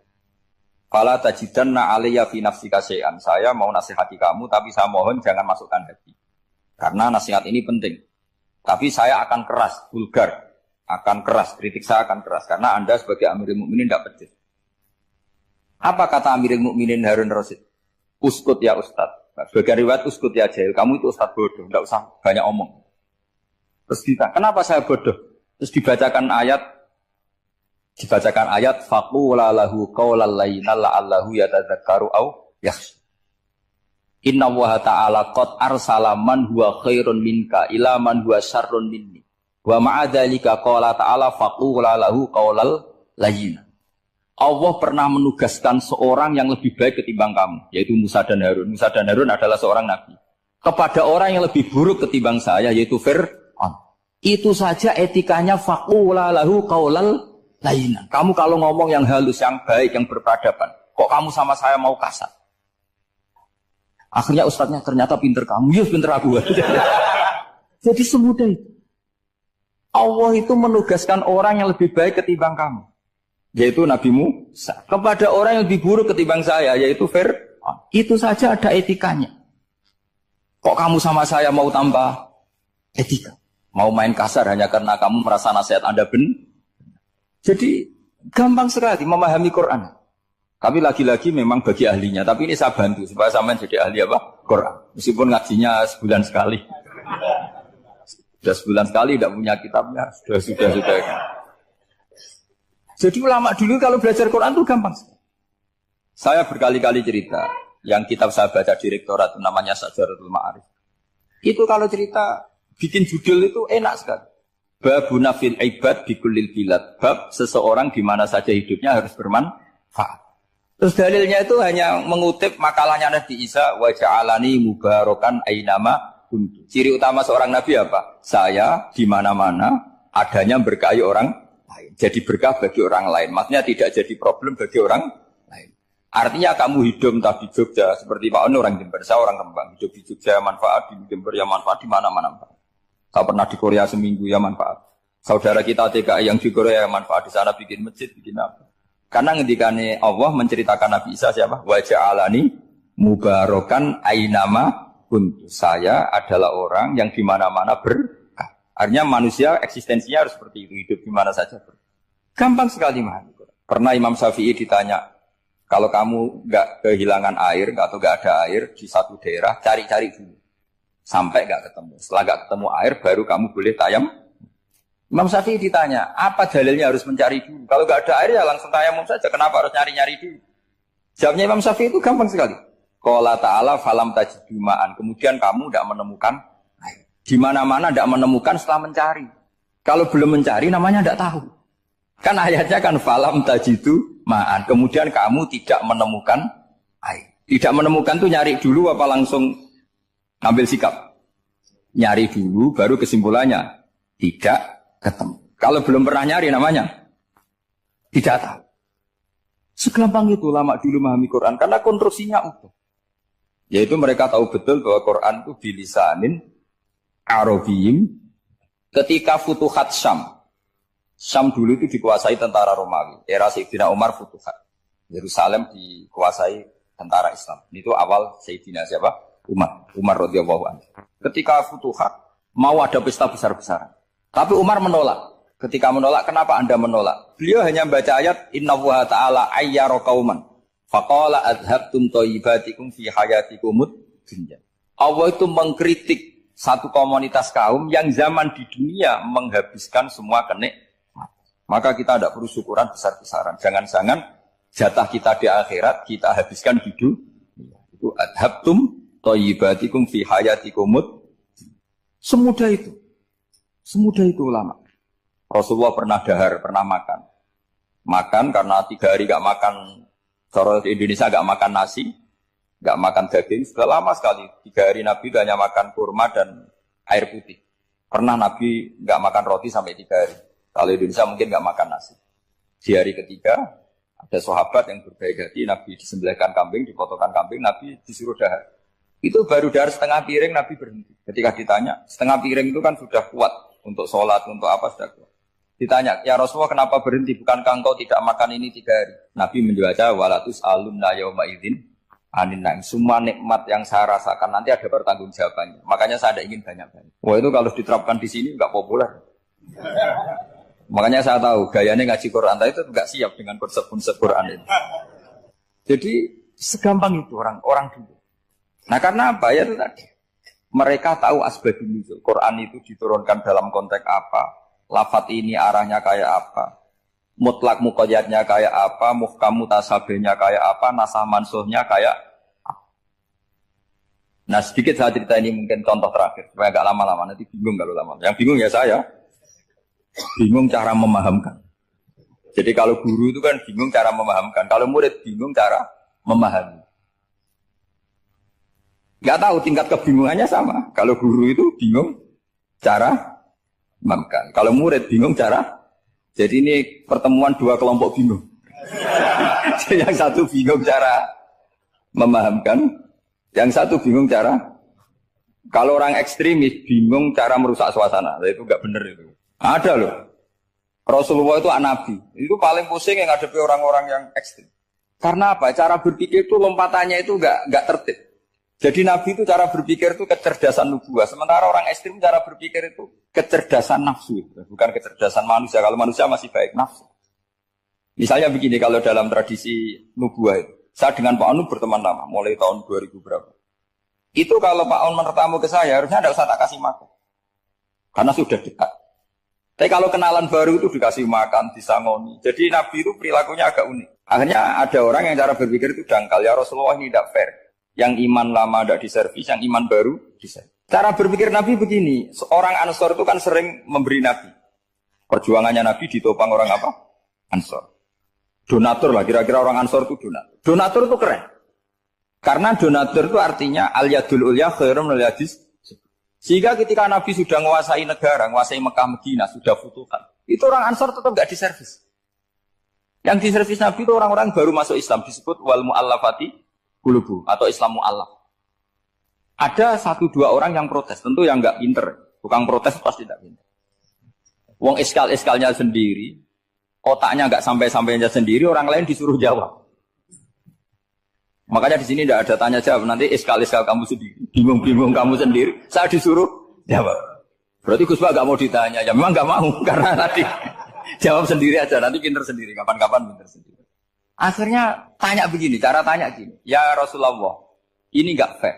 Orang sudah Islam lama setelah negara terbuka milik Anda, setelah kita menang, setelah kita menguasai negara, tidak kamu servis. Sementara yang baru Islam kamu, Nabi itu bertanya senyum-senyum, rileks saja. Lama-lama tambah ekstrim pertanyaan. Kata Umar, ya Rasulullah saya beri izin untuk membunuh orang ini. Umar itu pikirannya karena mangkel lo Nabi. Nabi jangan. Kalau kamu bunuh, nanti apa kata orang banyak? Inna Muhammad dan yaktulu ashabah. Dikira Muhammad membunuh sahabatnya Nabi masih mendengar, komplainnya masih dengar. Lama-lama Nabi memberi penjelasan. Kamu ini orang Ansor. Kamu biasa memberi saya, memberi dana perjuangan. Memberi itu hebat. Saya tidak ingin menurunkan grade Anda. Grade sebagai pemberi, berarti kelasnya elit. Sekarang menjadi penerima. Itu tidak bagus. Itu betapa Rasul ini namanya kecerdasan nubuah. Kalau orang biasa memberi, biar memberi saja. Supaya dia tetap heroik, tetap patriotik, tetap keren. Karena mentalnya pemberi. Jangan sampai dari mental memberi, kemudian mentalnya peminta. Jadi kalau Pak On jadi tim suksesnya Pak Jokowi itu ya tidak minta-minta. Kalau dulu kampanye ya kampanye saja. Biar memberi terus nggak pernah minta. Meskipun akhirnya ya gelo. Tapi Nabi dulu tidak gitu. Jadi orang Ansor itu nggak pernah diservis. Padahal jasanya kayak gitu. Supaya kelasnya tetap kelas elit, yaitu pemberi, penanggung jawab. Nabi nggak ingin orang Ansor turun grade menjadi penerima. Orang-orang yang cerdas nubuah menerima konsep Nabi seperti itu. Tanya sama Pak On, saya dadani terjemahan UI itu puluhan tahun sama Pak Zul. Itu beliau ke kontrakan saya ke rumah beliau. Tidak pernah berharap apa. Saya sangat tertutup. Bukan apa-apa ya, kalau ingin memberi saja. Kontribusi saya pada Al-Quran. Saya tidak kepikiran mendapat. Supaya heroik. Tapi orang-orang yang cerdas amatir tadi, ini nggak fair. Wong yang memberi lama kok dapat servis sedih. Nah, sekarang itu problem zaman akhir sudah mulai seperti itu. Nah, orang ini namanya Dzul Khuwaisirah. Ini yang nanti punya anak turun Khawarij. Khawarij itu orang yang ibadahnya hebat, tapi cara berpikir tentang buah salah. Kalau orang lagi Khawarij itu orang ibadahnya hebat, tapi cara berpikir nubuah salah. Nubuah itu unik. Nubuah itu cara berpikir tadi. Apa ya?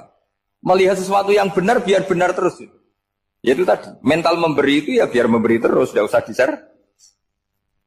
Maka ketika Abu Bakar jadi Khalifatul Rasulullah, itu ada sistem kepegawaian. Itu gajinya Umar yang sudah Islam lama, gajinya Abu Bakar yang sudah Islam lama. Itu sama Abu Sufyan sama, padahal Islamnya Abu Sufyan baru setelah Fathu Mekah, kira-kira baru setahun. Terus diprotes sama orang-orang, ini Islam lama kok gajinya sama Islam yang baru setahun kok sama. Kata Abu Bakar, fadhailuhum indallah, mereka punya kelebihan Islam lama itu indallah, nanti balasannya biar surga. Kalau di dunia sesuai profesinya. Artinya profesi kalau penjaga kantor ya berapa, kalau dosen berapa, pokoknya ya sudah. Dan itu diterima oleh sahabat, semuanya menerima konsep itu. Era Umar agak dibalik. Abu Sufyan kira-kira gajinya 1 juta, yang lainnya yang menangi Nabi mulai awal gajinya 10 juta. Ditanya, ya Umar, kenapa ini jadi rubah seperti kebijakan Abu Bakar, tidak seperti Abu Bakar? Jawabnya Umar lucu. Fawwah la usawwi baina man qatala Rasulullah wa baina man qatala ma'a Rasulillah. Demi Allah saya tidak akan pernah menyamakan orang yang dulu merangi Rasulullah yaitu Abu Sufyan dengan orang sing selawase dari anak Rasulullah yaitu Sayyidina Ali dan sebagainya. Ini penting. Artinya ketika gajinya orang saya seperti Ali radhiyallahu anhu itu tinggi itu bukan karena lamanya Islam, tapi karena lamanya iman. Jadi mulai dulu ijtihad itu ada dan dulu dia biasa saja. Karena tadi ada kecerdasan nubuah. Saya ulang lagi, ada kecerdasan apa? Sekarang itu kecerdasan tomak atau kecerdasan nafsu. Itu kalau sampai ngaji kitab tasawuf, itu bab bakhil itu tidak ada. Menurut kitab tasawuf, medit itu tidak ada, kikir itu tidak ada. Yang ada itu tomak. Tomak itu berharap dikasih orang lain. Sampean pernah enggak bilang kalau artis-artis di Jakarta kikir? Enggak pernah kan? Karena kamu enggak pernah ingin diberi. Tapi kalau kamu punya pacar karena kenal enggak pernah ditraktir, oh pacar saya kikir. Karena kamu ingin diberi.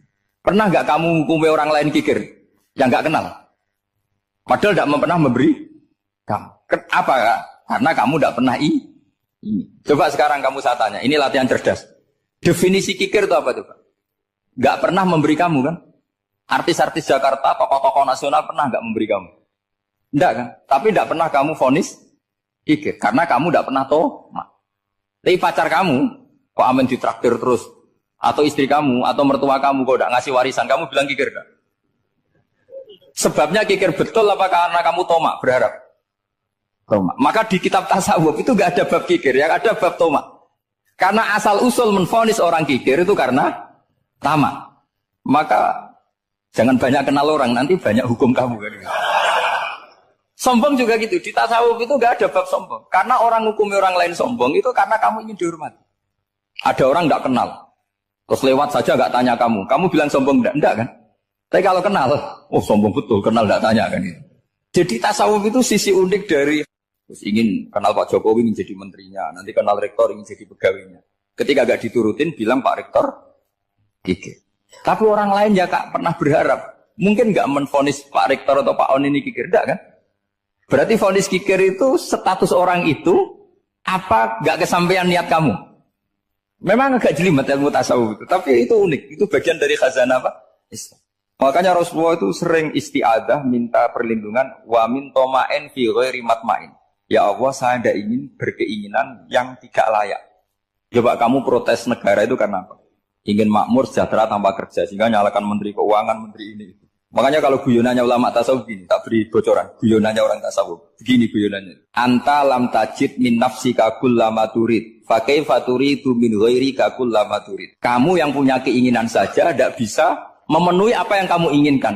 Kenapa keinginan itu kamu timpakan ke orang lain untuk memenuhi kamu? Wong kamu yang punya keinginan saja tidak bisa mewujudkan. Kenapa keinginan Anda kamu timpakan, bebankan orang lain untuk memenuhi keinginan Anda? Misalnya kamu, Gus saya ini goblok, tolong pinterkan. Wong kamu yang ini saja tidak bisa. Kok menyuruh saya? Jadi kalau tiap tasawuf itu unik. Seperti kamu mencintai istri tulen, itu ingin kan dicintai istri tulen. Kamu sendiri kan nggak bisa cinta tulen, masih pelengahan sana sini. Kamu pacaran, ingin pacar kamu setia. Ternyata kamu bikin sekian alternatif. Kalau putus ini punya ini, putus ini. Tapi kamu ingin ini setia, kan nggak fair. Makanya guyonanya orang tasawuf itu, anta lam tajid min nafsika kullama turid, fa kaifa turidu min ghairika kullama turid. Gampang tuh apalane, pokoknya ratrit gitu aja gampang. Jadi kamu yang punya keinginan saja tidak bisa memenuhi. Kok orang lain disuruh memenuhi. Sehingga orang tasawuf itu malu betul. Misalnya saya kok ingin Pak On takdim sama saya itu kurang penggawean. Kalau saya ingin ditakdimi saya menakdimi diri saya sendiri. Makanya berbahagialah orang yang ngilu terus saya ganteng sendiri ya Allah. Saya kaya sendiri. Menunggu orang lain bilang kamu kaya itu rekod. Menunggu orang lain bilang kamu hebat itu sudah bilang aja ya Allah saya hebat, ya Allah saya ganteng, ya Allah saya cantik. Daripada menunggu orang lain bilang apa? Cantik. Jadi ilmu tasawuf itu nih. Jadi kalau fikih itu yang dikritik itu kikir. Kalau tasawuf enggak toma. Karena orang yang kamu vonis kikir itu jangan-jangan tidak kikir tapi mementingkan yang lebih penting.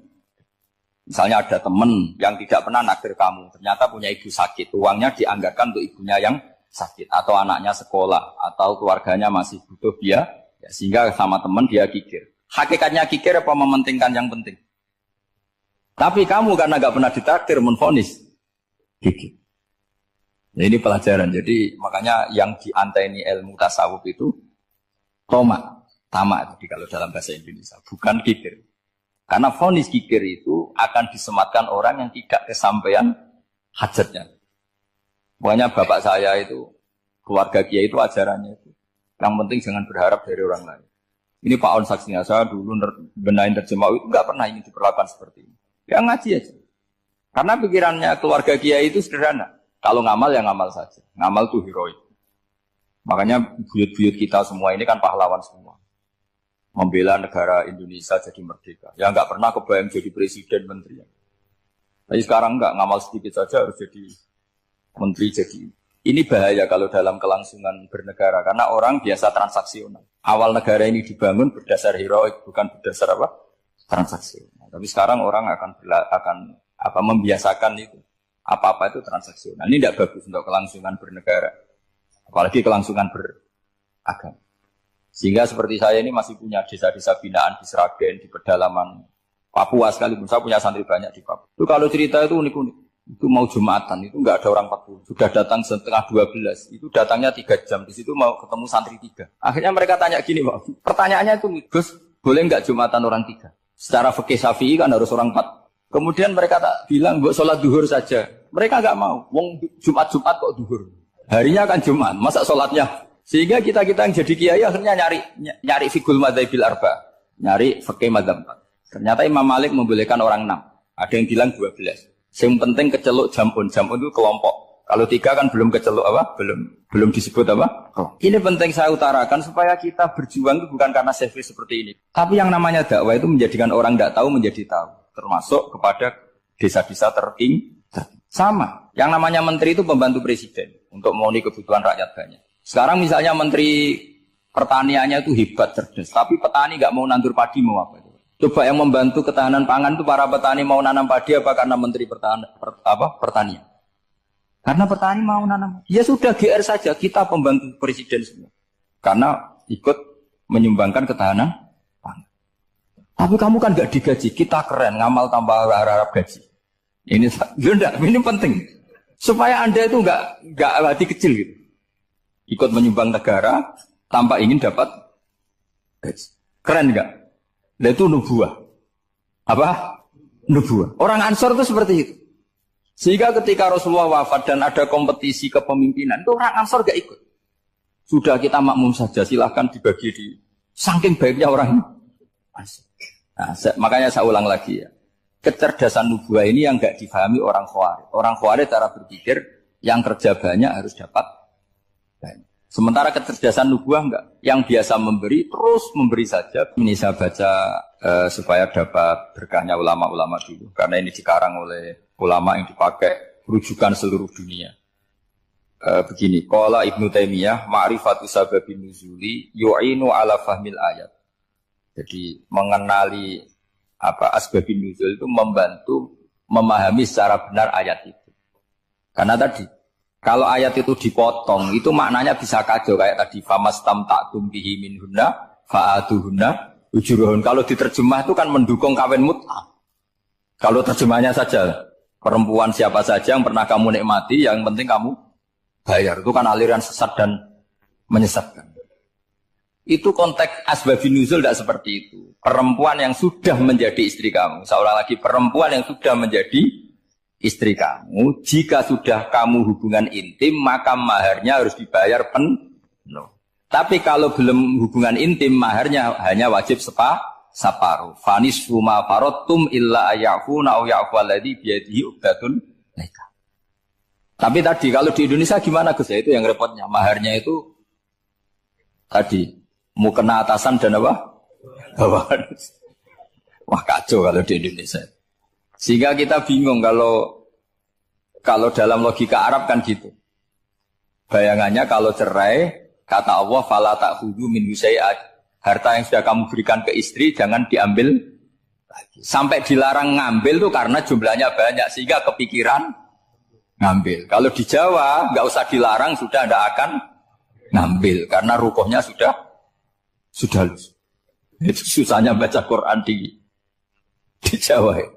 Karena dari awal maharnya terlalu apa? Kecil. Terus beliau Imam Suyuti termasuk di sini menyontohkan yang pasti salah kalau difahami yaitu tadi ayat apa itu fa inama tuwallu fastamma wajib. Jadi beliau terus meringatkan betapa pentingnya mengenali asbabin nuzul. Karena asbabin nuzul itu gampang. Saya ulang lagi, asbabin nuzul itu gampang. Gampangnya begini ya, kan ada satu peristiwa, misalnya begini, Rasulullah itu kan mengkritik penuhanan Lata dan Uzza, berhala-berhala itu dituhankan, dikritik sama Rasulullah. Kemudian mereka begini, karena mereka biasa personifikasi Tuhan, Muhammad, kalau Tuhan itu tidak Lata Uzza, dan itu terbuat dari batu, lalu Tuhan Anda itu dari apa? Amin fiddotin audhabin, lalu Tuhan Anda ini dari emas apa dari perak? Karena mereka nggak bisa membayangkan Tuhan tanpa dipersonifikasi. Terus Allah menurunkan qul huwallahu ahad, Allahus somad, lam yalid wa lam yulad wa lam yakul lahu kufuwan ahad. Karena otaknya mereka sudah begitu, yang namanya Tuhan itu harus dipersonifikasi. Cerita yang paling unik gini Pak On, ada bos Islam, ada bosnya TKI yang baik. Mereka mengizinkan pekerjanya sholat. Bareng sholat tuh diingeti ke atas ke bawah, kok nggak ada arcanya. Sehingga setelah sholat dibilang, apa saya berikan berhala sekalipun? Karena nggak kebayang ada orang sholat kok tanpa berhala, tanpa Tuhan. Yang kamu sembah itu mana? Kok gak ada? Apa tak belikan? Jadi unik. Nah teman saya yang satu unik lagi. Dia termasuk pegawai Garuda. Yang derekno saya ke Korea itu orang pegawai Garuda. Dia karena orang kaya biasa ke Eropa kemana-mana itu. Singkat cerita dia sholat di mall. Karena nganggep Korea itu sudah negara maju kayak Eropa. Setelah sholat di mall pas asar itu, security-nya nelpon polisi. Pak polisi di sini ada ritual teroris. Jadi kalau menamakan sholat itu ritual. Jadi artinya apa? Ritual-ritual yang kita lakukan itu macam-macam cara pandang. Orang ateis itu kan Cina, kan Korea itu kan ya Cina lah, Korea, Jepang, RRC itu kan sipit. Itu ya yang namanya ibadah sembahyang harus ada patungnya atau ada arcanya atau ada benda-benda. Orang Islam kan nggak ada sama. Makanya mereka itu kok bisa? Problemnya kita, saya ulang lagi, ini problemnya. Problemnya kalau ada itu ya repot. Begini misalnya, ini masih tentang asbabun nuzul. Ini contoh terakhir, tentang masih asbabun nuzul. Umar radhiyallahu anhu, sahabat Umar itu kalau mencium hajar aswad itu sambil gedumel. Tidak berdoa, tapi gedumel. Masyhur. Itu ada di Bukhari. Alim tu annaka hajarun la tadurru wa la tanfa. Walau la anni ra'aitu Rasulullah wa qabbalaka ma qabbaltuka. Saya tahu loh. Nyium hajar aswad dicium, tapi sambil gedumel. Saya tahu loh, kamu hanya batu, gak mandoroti, gak manfaati. Kamu jangan GR, saya cium itu jangan GR. Kalau saja saya tidak melihat Rasulullah mencium kamu, maka saya ada sudi nyium kamu. Dah gitu aja. Terus itu tiap nyium hajar itu tidak doa. Kalau kamu kan gak minta kaya, minta macam-macam. Kalau Umar malah gedumel. Nah, kenapa demikian? Itu ada asbabun nuzulnya. Umar itu saksi sejarah. Ketika Rasulullah Fathi Mekah, Nabi kan tawaf terus mencium hajar, itu di belakang masih banyak orang kafir. Kebetulan Umar masih di sana. Sudah Islam Umar, tapi dia di belakang. Dengar orang-orang kafir, Muhammad itu tua aneh. Katanya melarang nyembah batu. Ternyata dia nyembah batu. Jadi Nabi nyium hajar aswad itu dikira nyembah. Katanya ngelarang nyembah batu, tapi dia kok nyembah batu. Karena Nabi mencium hajar aswad. Nah, karena untuk menghilangkan stigmasi itu, Umar tiap nyium hajar aswad itu ngomong gitu. Kan ada sound system, mungkin jadi sound system. Supaya jelas bahwa penciuman ini bukan karena menyembah. Artinya mudah sekali kenapa Umar ngomong gitu. Karena asbabun nuzulnya seperti itu. Coba kalau kamu tidak tahu asbabun nuzul, Umar maksudnya gimana?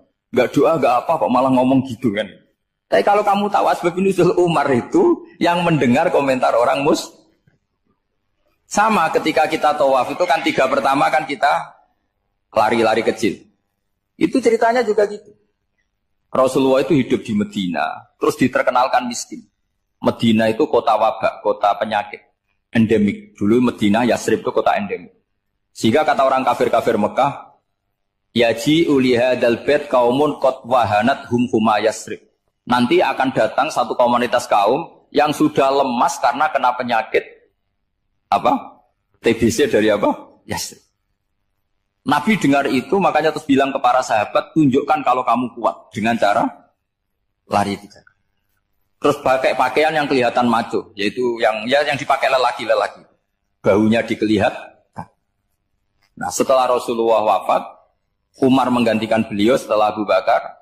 Umar bilang gini, sebetulnya tawaf seperti ini, yaitu lari pertama 3 putaran pertama lari dan memperlihatkan pundak seakan-akan orang maco itu sudah enggak perlu. Karena alasan itu sudah tidak ada.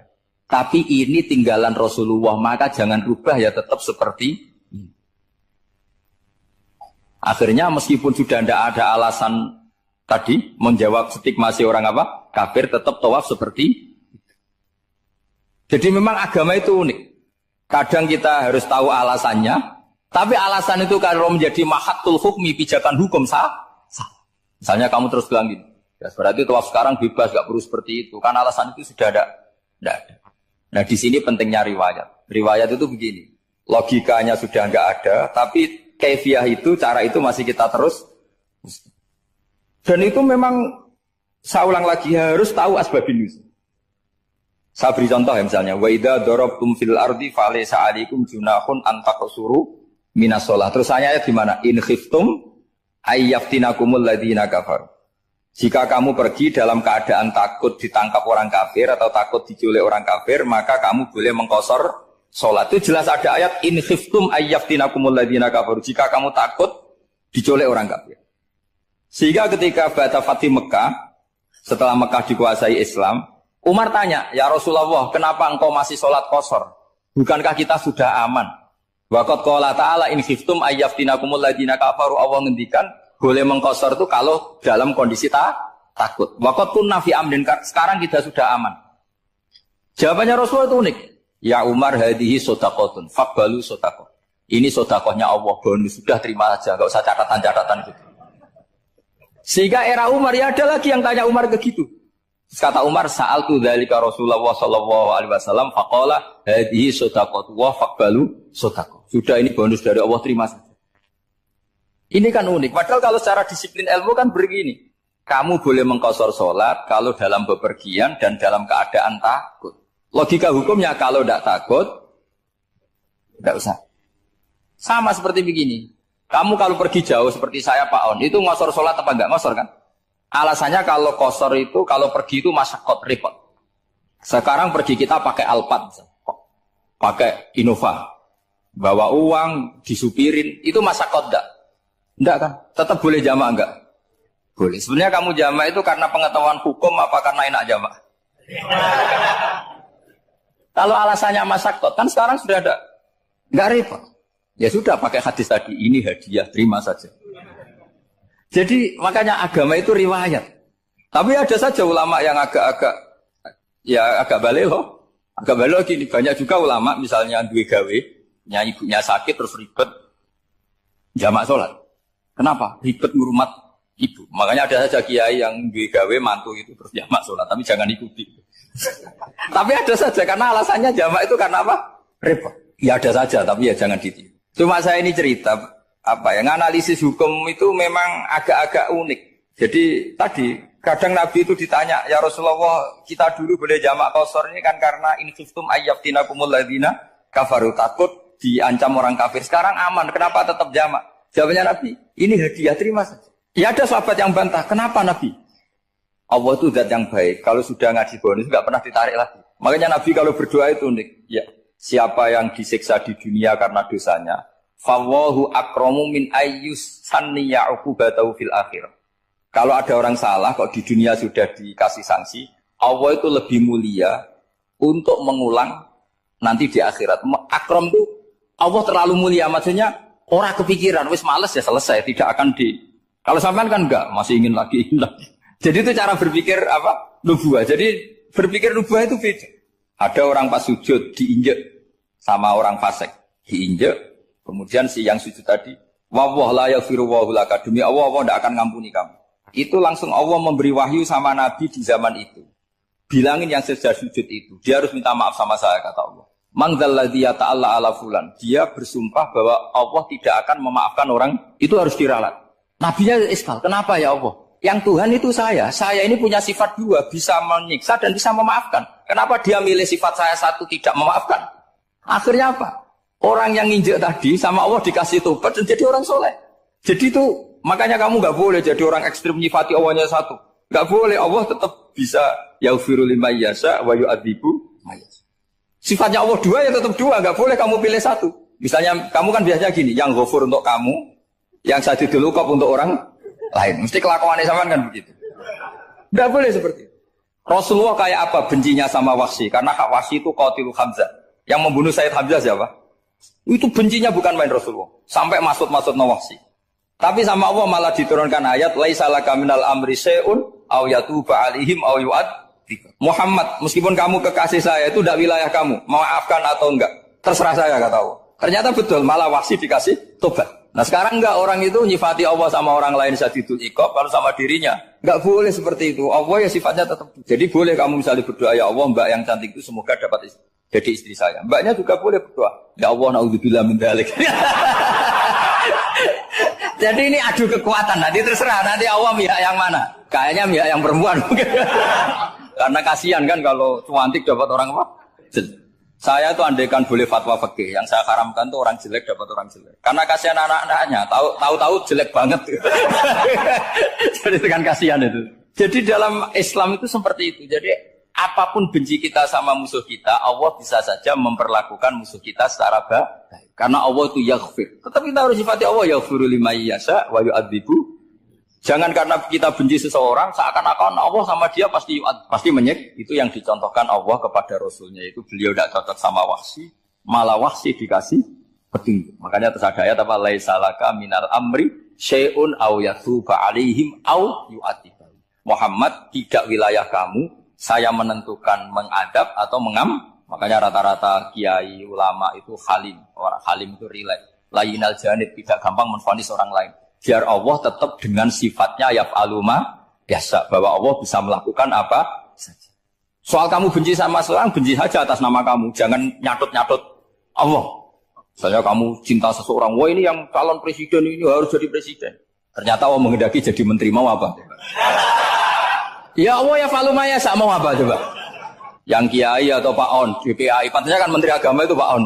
Tapi kalau Pak yang takdir gitu mau apa ya sudah, Allah ya falu santai. Itu rileksnya ahlul ilmi ya sudah santai saja. Ini negaranya Allah, ini kerajaan Allah, ini buminya Allah, ya Allah biarin ya falu. Mas, jadi Tuhan Allah kamu yang repot. Kira-kira jadi Tuhan itu Allah kamu yang repot. Ya Allah biar tetap ya falu. Mayasa Allah boleh yang firi lima yasa udah tibu mayasa.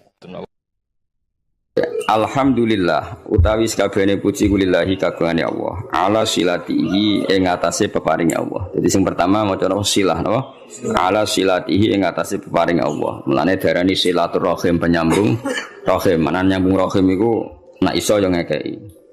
Ora mau titip salam tok. Wong iso ya. Suma salam wahi mongko nuli te salam ya Allah lan iki ma'a salatihi. Ya, jadi yang pertama silah pemberian atau peparing, yang kedua apa? Salat. Ala nabi yang ngatasi nabi ja kang rawuh sapa nabi bitauhid lawan beto tauhid. Waqat arolan teman-teman dadi udo. Aro uryanan udo apa dinu agama udo anit tauhid saking tauhid. Jadi maksudnya ketika nabi rawuh semua yang mengatasnamakan sebagai agama niku pun terlepas saking napa? Tauhid. Jenapa waqat arad dinu anit tauhid, dadi kepada Nabi Muhammad yang datang membenahi tauhid, yang sesungguhnya saat itu agama-agama yang lain meskipun mengatasnamakan agama tapi sudah telanjang atau terkosongkan dari apa? Jadi resikone tauhid iku luwih apik timbang nuruti rasa. Mana kula bolak-balik fatwa, bolak-balik matur. Agama ora iso dikawal mek khusyuk. Khusyuk itu kadang-kadang malah ngrusak agama. Senajan to barang apik napa? Barang. Kudu nomor 1 ku ilmu napa? Ilmu. Kok khusyuk itu nomor 2. Misalnya contoh gampang ini. Perasaane wong khusyuk. Mulane kula seneng sampean ra khusyuk.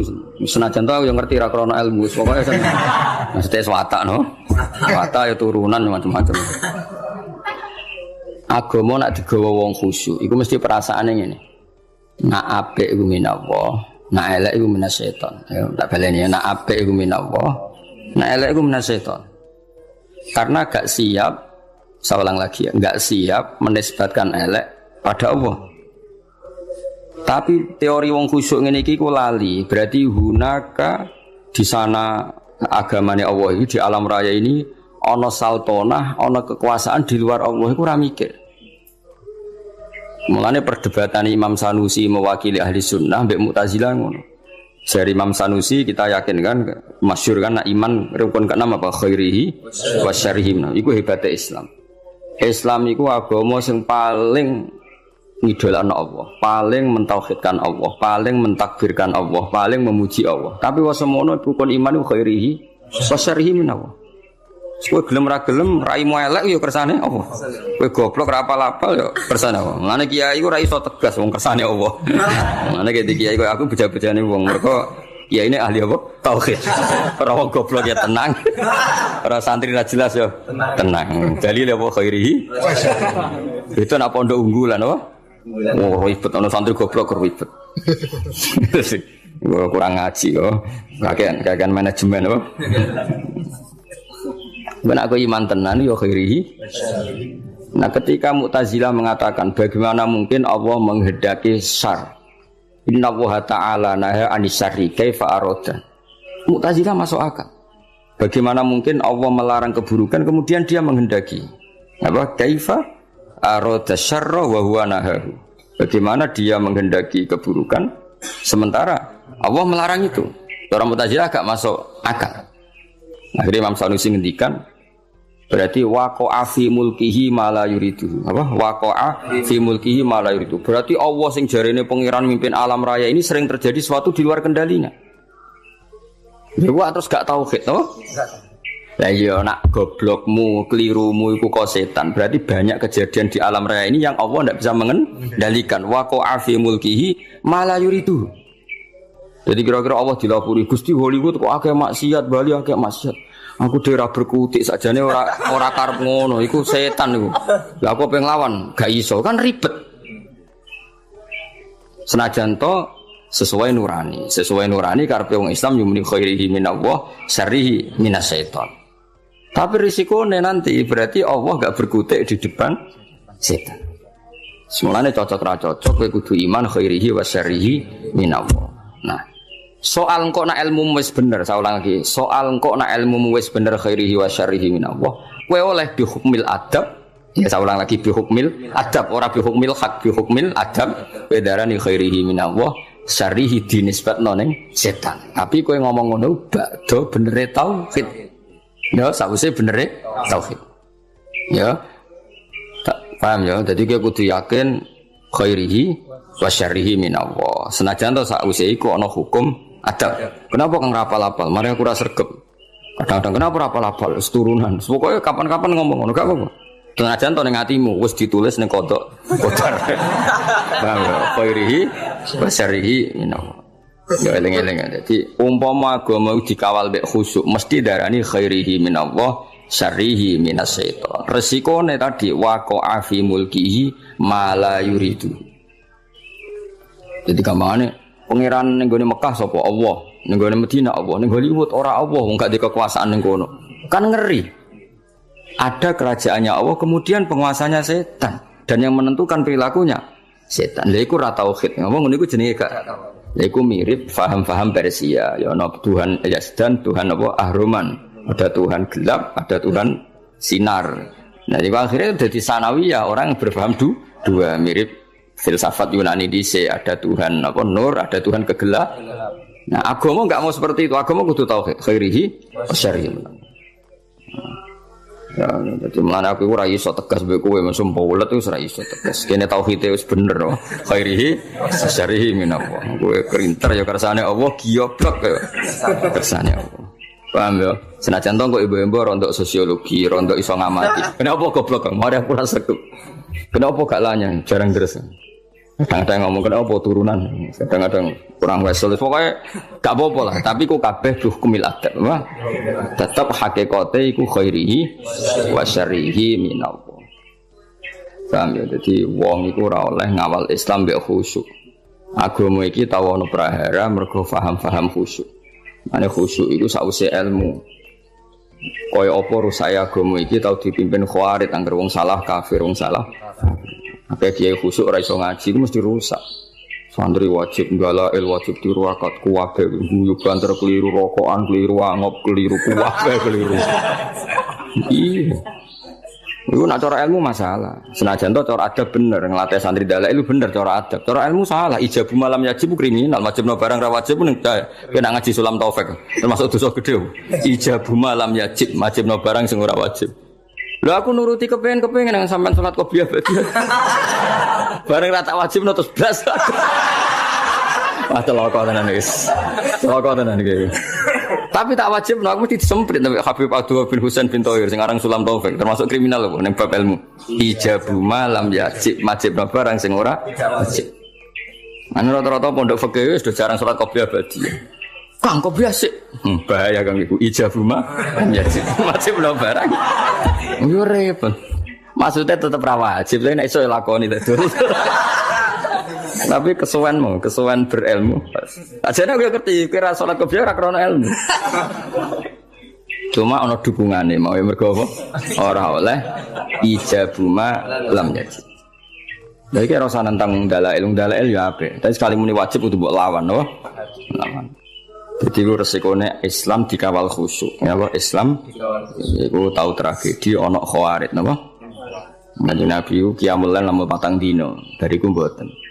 Mumpama Nabi kok qiyamul lail traweh terus mesti dikira traweh iku wajib. Nabi ku direwangi gak traweh. Demi ngetokno nak mboten wajib. Tapi ya mau Nabi gak traweh tetep qiyamul lail. Nek kowe ora traweh ya ora traweh tenan iku tetep. Jadi Nabi gak terawih itu tetap qiyamul lail. Aku terus delok TV rokokan lho ribet. Ya tak balin nek sunane kula suwun iki ngaji Jawarut Tauhid kitab sing mulai Al-Azhar, mulai Sayyid Muhammad, mulai Mbah Mun termasuk Mbah Fadl kata sing ngitmai kitab Jawarut. Jadi wow, resikone napa? Memang ilmu itu kadang tidak nyaman ya tadi kadang kita itu dukung Mu'tazilah. Piye Mu'tazilah kadang ya ono bener. Mane jare Sayyidina Abdus Salam aku itu ahli sunnah tapi be Mu'tazilah kadang ya setuju. Piye ndekne berpendapat ngono iku li husni adabihim billah. Mereka tuh kepengen sopan ambek pangeran. Sehingga darane khairihi minallah, syarrihi minasyaiton. Tapi tetap kita ora anut Mu'tazilah. Engko resikone ana sanawi, ada dualitas. Ya ada dua kebaikan yaitu dipimpin Allah, ana otoritas keburukan dipimpin setan. Nah berarti kan Allah gak kuwasa ngendhalekno syar, utawa ngendhalekno setan. Jadi kamane bareng ning donya akeh maksiat terus pangeran cocokan mbek setan. Menang kowe kowe kosal kasil. Ribet. Donya maksiat beto ata kae ndi? Akeh maksiat. Lah nek misale iku kehendak setan berarti kok olah kalah pangeran. Mergo keburukan. Jajal misale ning pondok sing lanang ambek sing ora kene. Jajal jawab. Jawab. Akeh sing ndi? Akeh sing ora lanang. Berarti terus pangeran cocokan mbek setan. Akeh balaku toh ora lanang. Ribet. Tapi nak artinya apa? Ada dualitas, ada rivalitas. Ya kurang oleh cara tauhid ngono iku.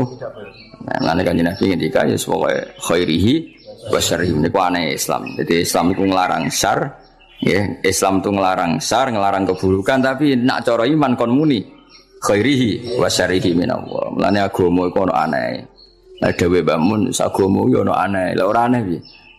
Kondarani syariku manhiyun sesuatu yang dilarang tapi kondarani syariku minallah mbok logika kaya apa ya bingung mana ke santri terus ngowah-ngowah rokokan gayane kok mikir tauhid mergo piye ndelok kali mek bingung piye yo khairihi wa syarrihi minallah asyarru mamnuun asyarru manhiyun tapi kok darani ira datu aku piye yo ya ora piye biasa wae ora mau pikir-pikir pancen kersane pangeran kowe ra elek ku jae karmu tak karepe pangeran yo kersane pangeran kowe yo ora kepen duwe rai elek ngerti-ngerti lahir wis yo lan cara Sayyidina Ali ngono kowe nek ora percaya kabeh kersane pangeran kowe lahir karepmu apa karepe pangeran ya karepe pangeran kowe tau kepen lahir nggih mboten lha iya kabeh kowe tau kepen goblok mboten kan tau kepen melarat tapi nyatane yo melarat yo goblok wis kabeh kersane pangeran ngene dipimpin kiai ahli tauhid kaya aku yo repote mah ora iso ngloroi santri teman-teman iso kok khairi sering nah kena ben pinter ya moro pondok unggulan ben program terus apa mulai dadi mesin dadi wong alim ora roh ono standar ya Pak standar tahun pertama 10 juz tahun kedua pokoke ono gak ngono didik apa didik kere santri 8 tahun rabu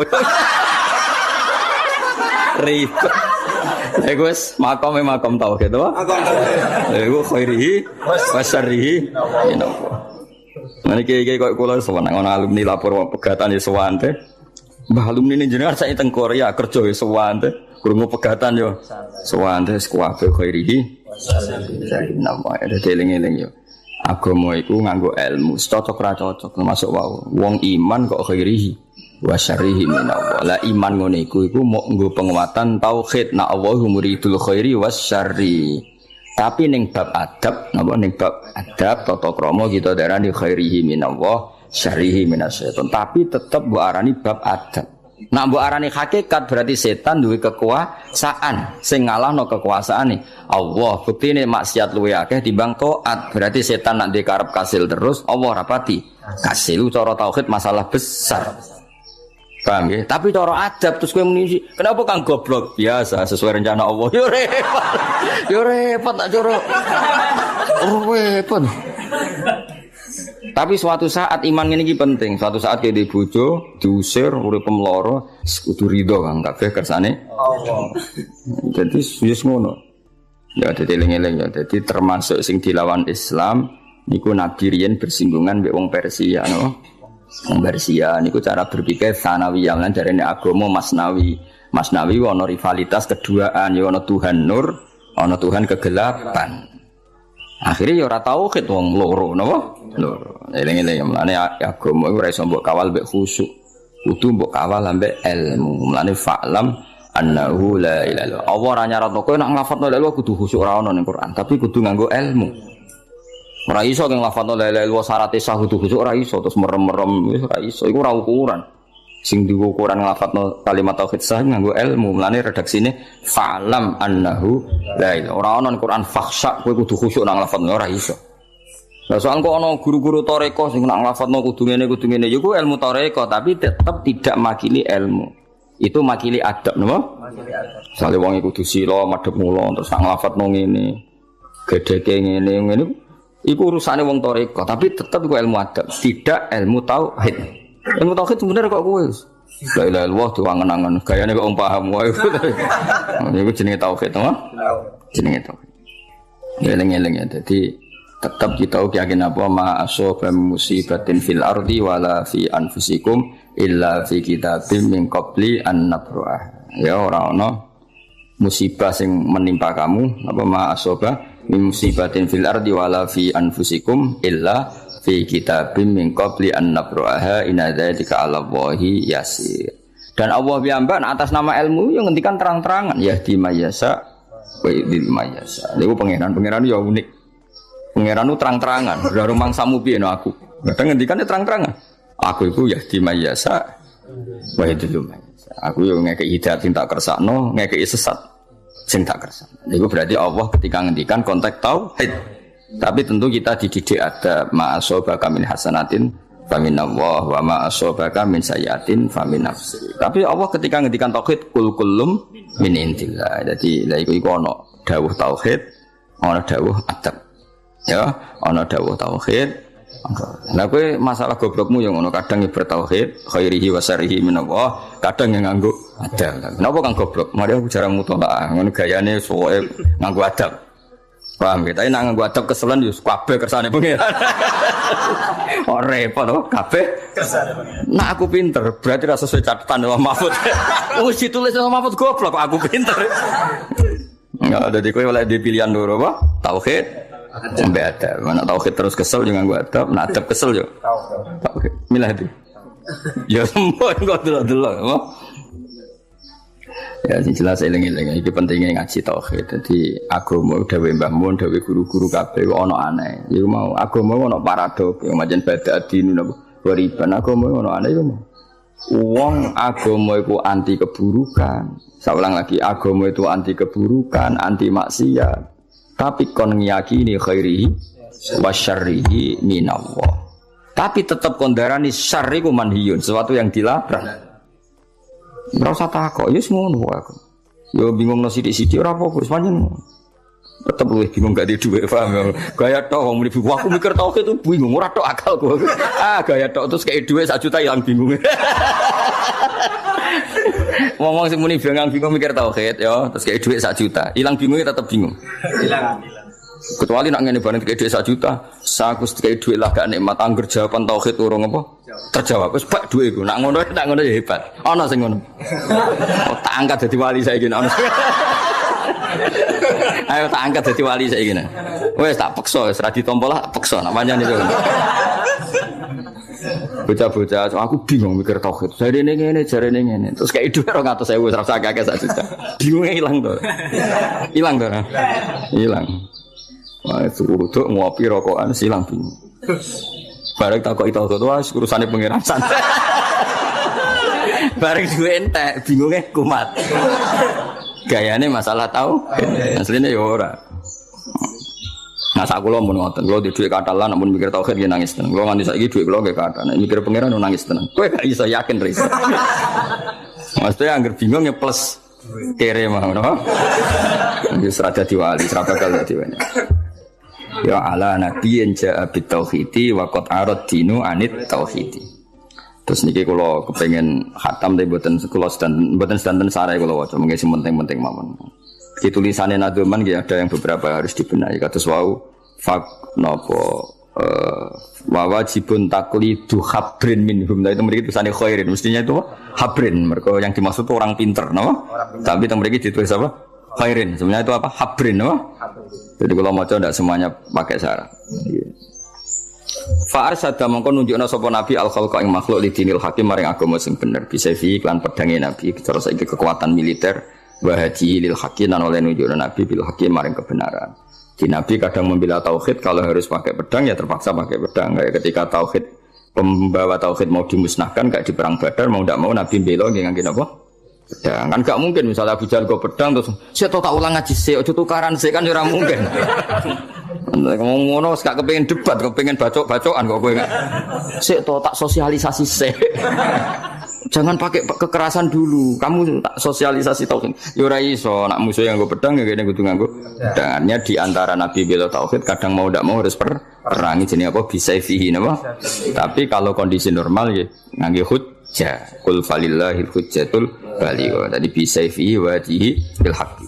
Muhammadin kanjeng Nabi rupane Muhammad al-Aqib kang nutup lirus lirobbi karing semua rusule pangerane kanjeng Nabi. Jadi kanjeng Nabi itu bergelar al-Aqib, orang terakhir yang sebagai Nabi wa alihi lan keluarga Nabi wa sahbilan sahabat Nabi wa hisbi lan balane kanjeng Nabi. Ya oke, catatannya ini pertama silah napa? Alhamdulillahi ala silatihi tsumma salamu wa hima sholati. Ya terus mau langsung nang mana mungkin nak sing wonten sing perlu tak waca sare kula. Wa ba'du lan sause amma ba'du sause selawat salam. Fal ilmu mongko te ngerteni bi asli dini kelawan pokok-pokok agama. Iku muhattamun sesuatu sing dimesthekno, sing diwajibno. Tapi yahta juga butuh apa ilmu litabini maring penjelasan. Jadi ilmu butuh penjelasan kayak tadi. Kalau kita mengatakan khairihi wa syarrihi minallah, sebetulnya secara etika kita ini tidak nyaman. Masa syar kok minallah?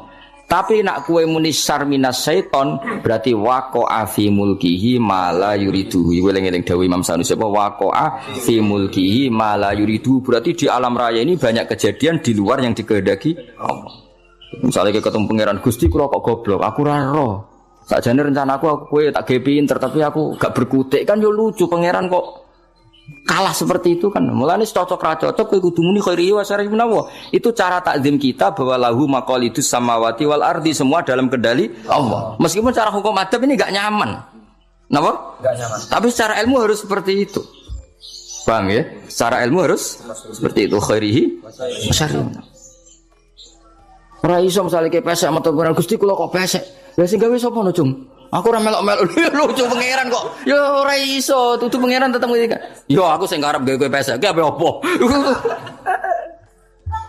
Ojo kok dilapuri, Gusti kula kok pesek kriting, mbok aku ora